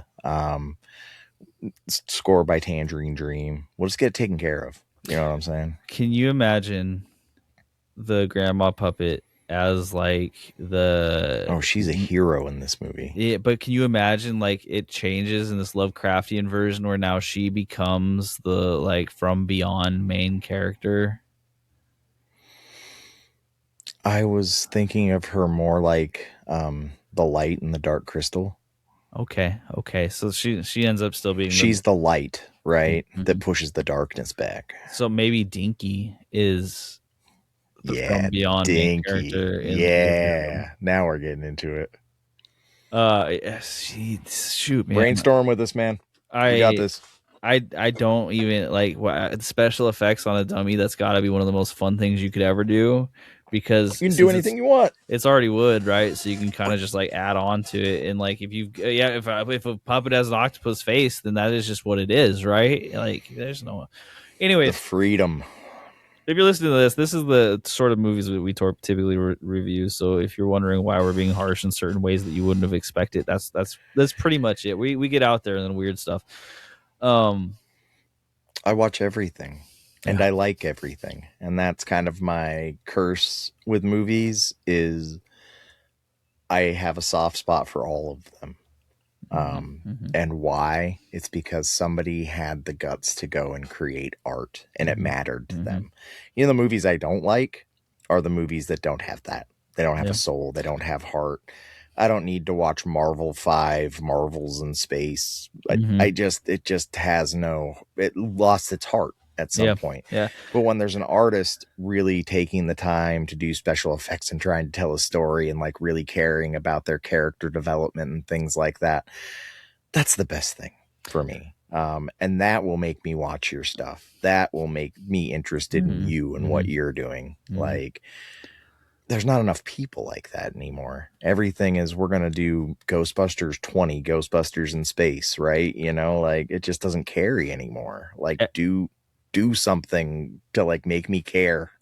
Yeah, the financials of the film are so much more in the forefront than the creativity of the film so many times that it just stands in the way. It's like with the Marvel movies, like there are artists that are working on this, right? Like there are well-known directors, they're awesome movies, right? There's I'm not questioning those movies. They look great and they're fun to watch. You can feel the wallet of Disney opening up and saying, "This is what we want," the whole time you're watching it. So I have a little thing that I tell. There's corn syrup movies and there's sugar movies, right? And Marvel's corn syrup. Yeah. It'll still give you that pretty quick little buzz, but it'll go away fast, and it ain't that pure sugar. No. It ain't that good. It doesn't come with grandma's love. I want to say exactly, but this time we did see grandma's love. Anyway, okay, I'm gonna go into our next segment here. Your 3 favorite scenes of the film. In case anyone was ever wondering, now that we're talking about sound for a second, I'll divulge this one information. That little song right there, I made it on a toy keyboard from the 80s. Oh, really? Yeah. I thought it was a Moog. No, that was just a little toy keyboard that I was just messing around with my kids, and I finally figured it out, and I was like, this is sick. Is it like a built-in auto-tune? No.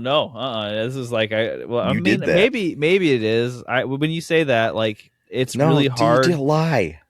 it's really hard to hit necessarily bad chords, but the drum part was difficult. However, you could record like one track over the other, so it's like a 2-track recording thing. Dude, it's pretty sick actually then.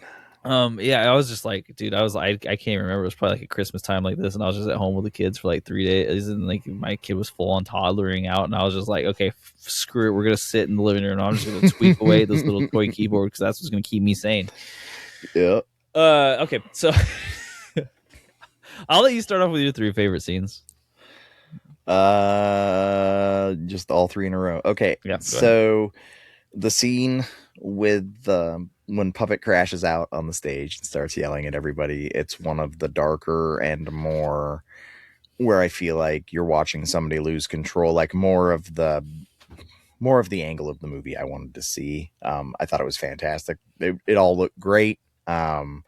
The burns were appropriate, so your kids can still watch the movie, but they still cut kind of deep, which I think is a running theme in this movie. There's lots of adult themes, but they're done in such a way that kids won't catch on to it, all at SpongeBob or something, which I think is great.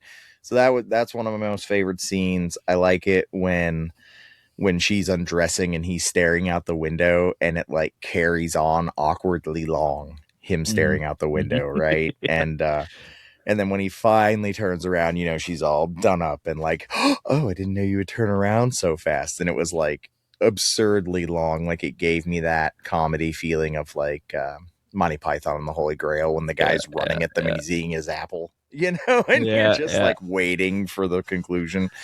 So I liked that one a lot. Boy. Another scene I liked from this movie. Well, I liked those 2 a lot. It's got to be, and this is probably number 1. It's probably your number 1 too. Is when he's sitting around in the bedroom talking to his 3 puppets, and they're kind of talking about everything that's happening, and you're getting to see all the sides of him. And like you're talking about, he's kind of having an existential crisis during him. And like, am I having a breakdown? Is this really happening? Kind of moment. And I think it was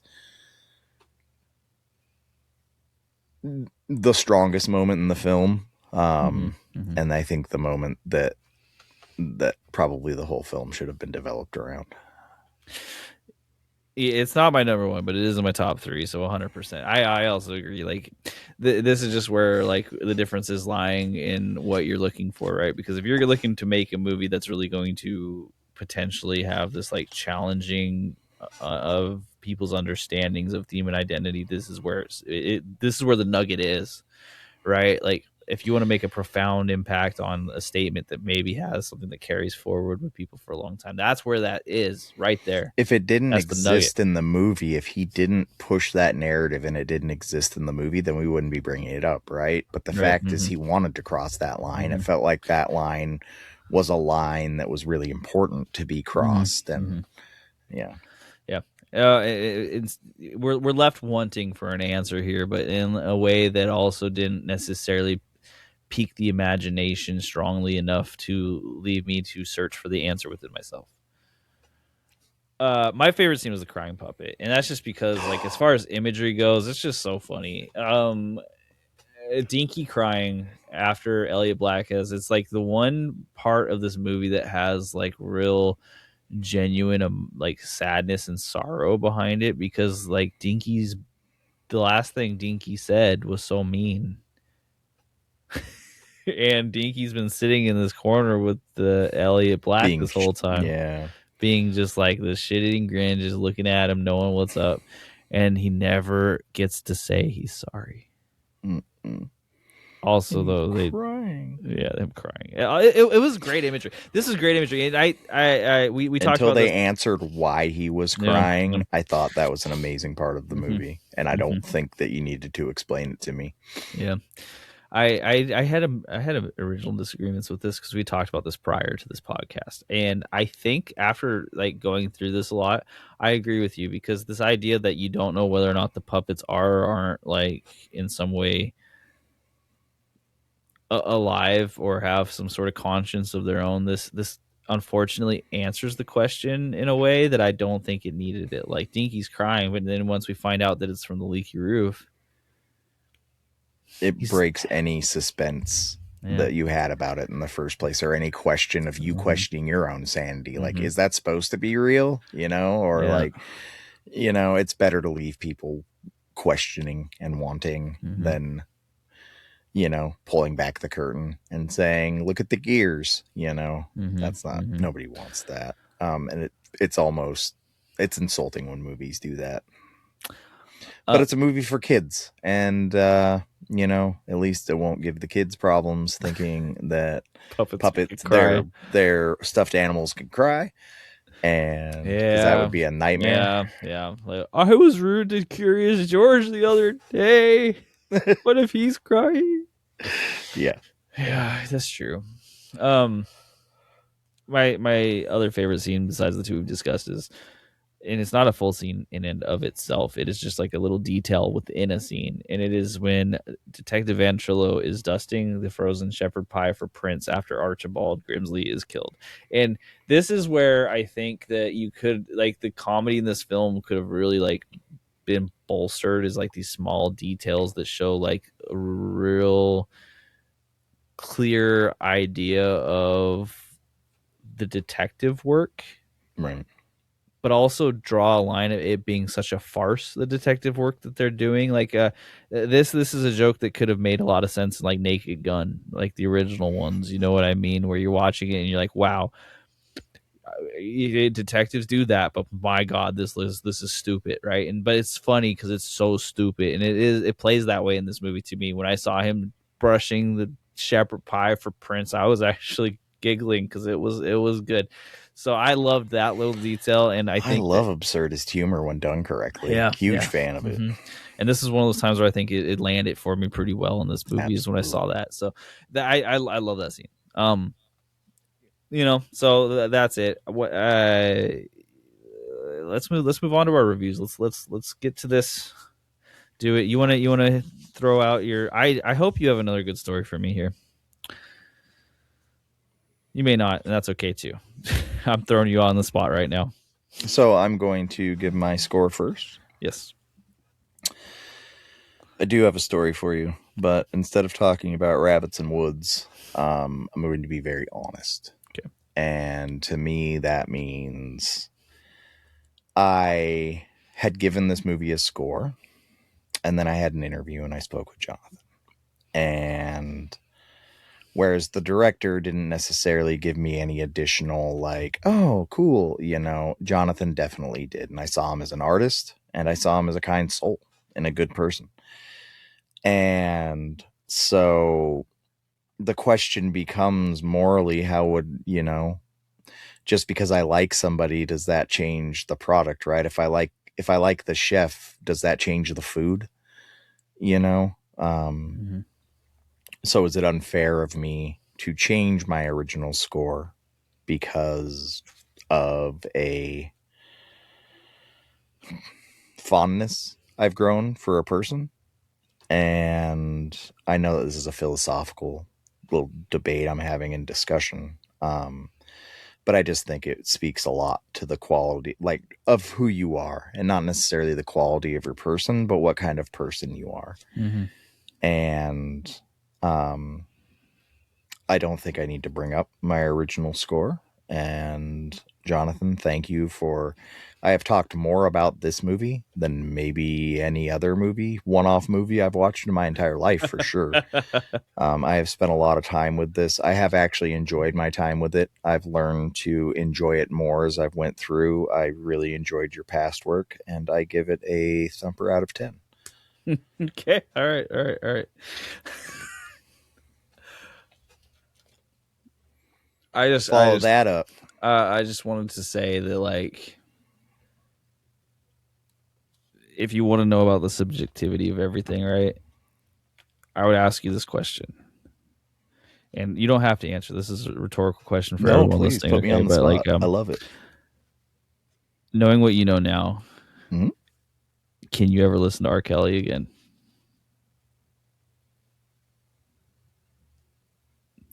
And I'll leave that out there, because if you wonder if you can, like, care about the chefs who made it and what that means to it, I think it's all because of this big, gigantic, subjective perception that we all have. Every little bit of that information thrown in there and flowing in there, right, changes it up. It's tough when you say R. Kelly because I didn't listen to him in the first place. Did my opinion on Guns N' Roses change when I figured out who they were? Yeah. Stop listening to it.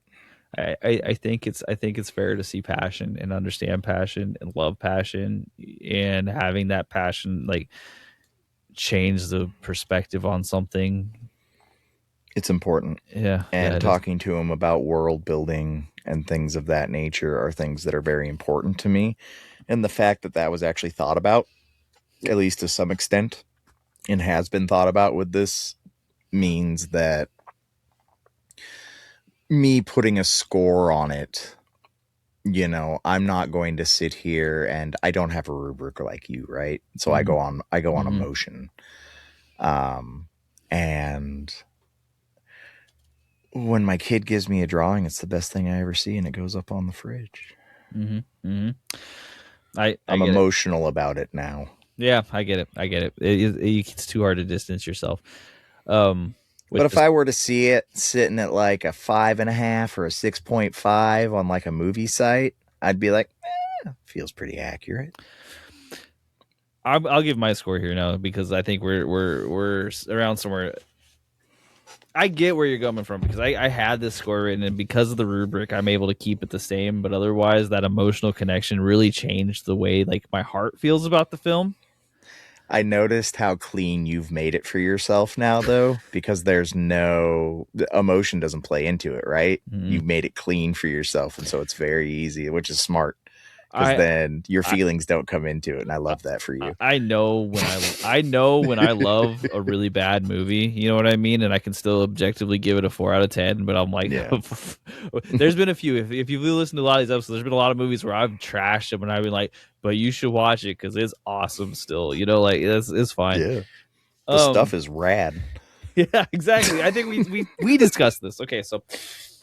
For me, the story is a 3 out of 10, which means that like it didn't have any significant major plot holes that really broke me. The suspension of disbelief was a little rough, but it was capable of being overcome, and it all worked out in the end. It did have a neat little twist. I get a little frustrated that you couldn't figure out who it was based on clues, but you know that's why it's a 3 and it's not a 4 or 5. Acting is a 2 out of 10. 2 out of 10. No, it's not right. It's a 2 out of 5. Which is still not great, but the issue we have here is that some of the acting is just so much better than the rest, and that's in my rubric. If you have actors that are clearly more in the moment as opposed to others, there's some 0 out of 5 acting in this movie. There is, and it really, that's where, if anything hurt this movie the most for me, it was the acting. And it was just that we got to see this dichotomy between the people who are in the moment, who are able to pull together, and the people who weren't.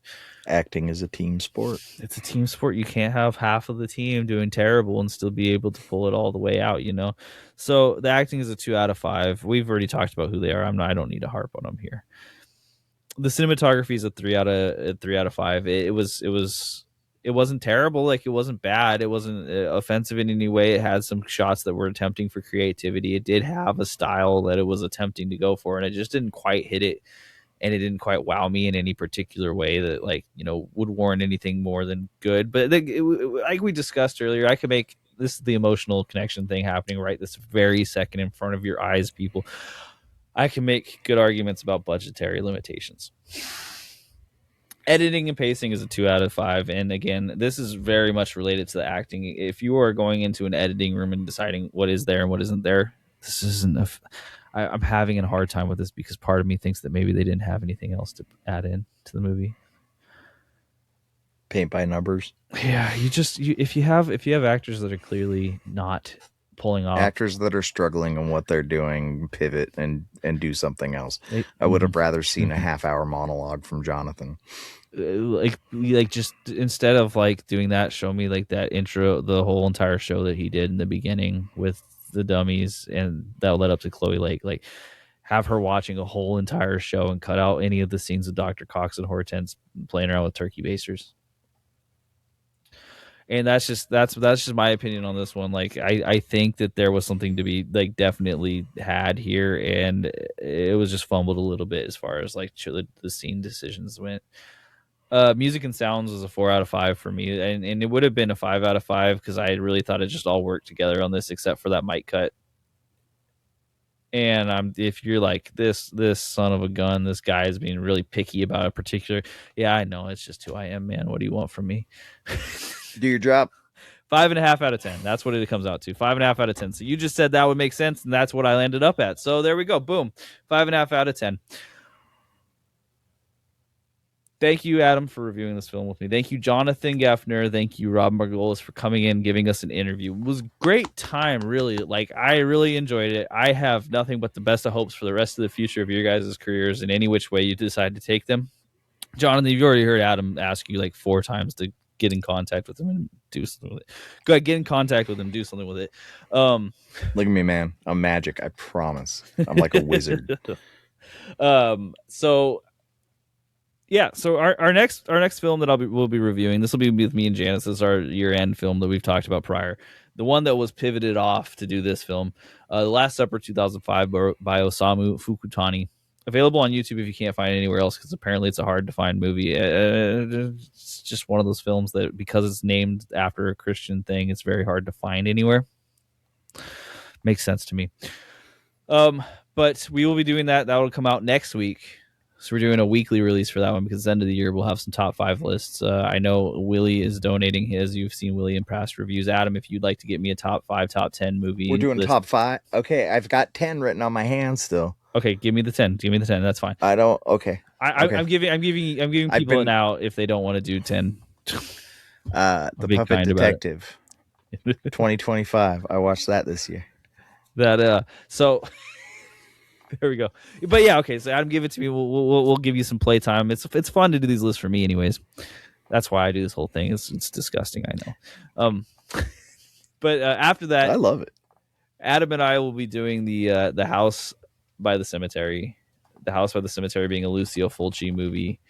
I'm excited about that one because I love Lucio Fulci.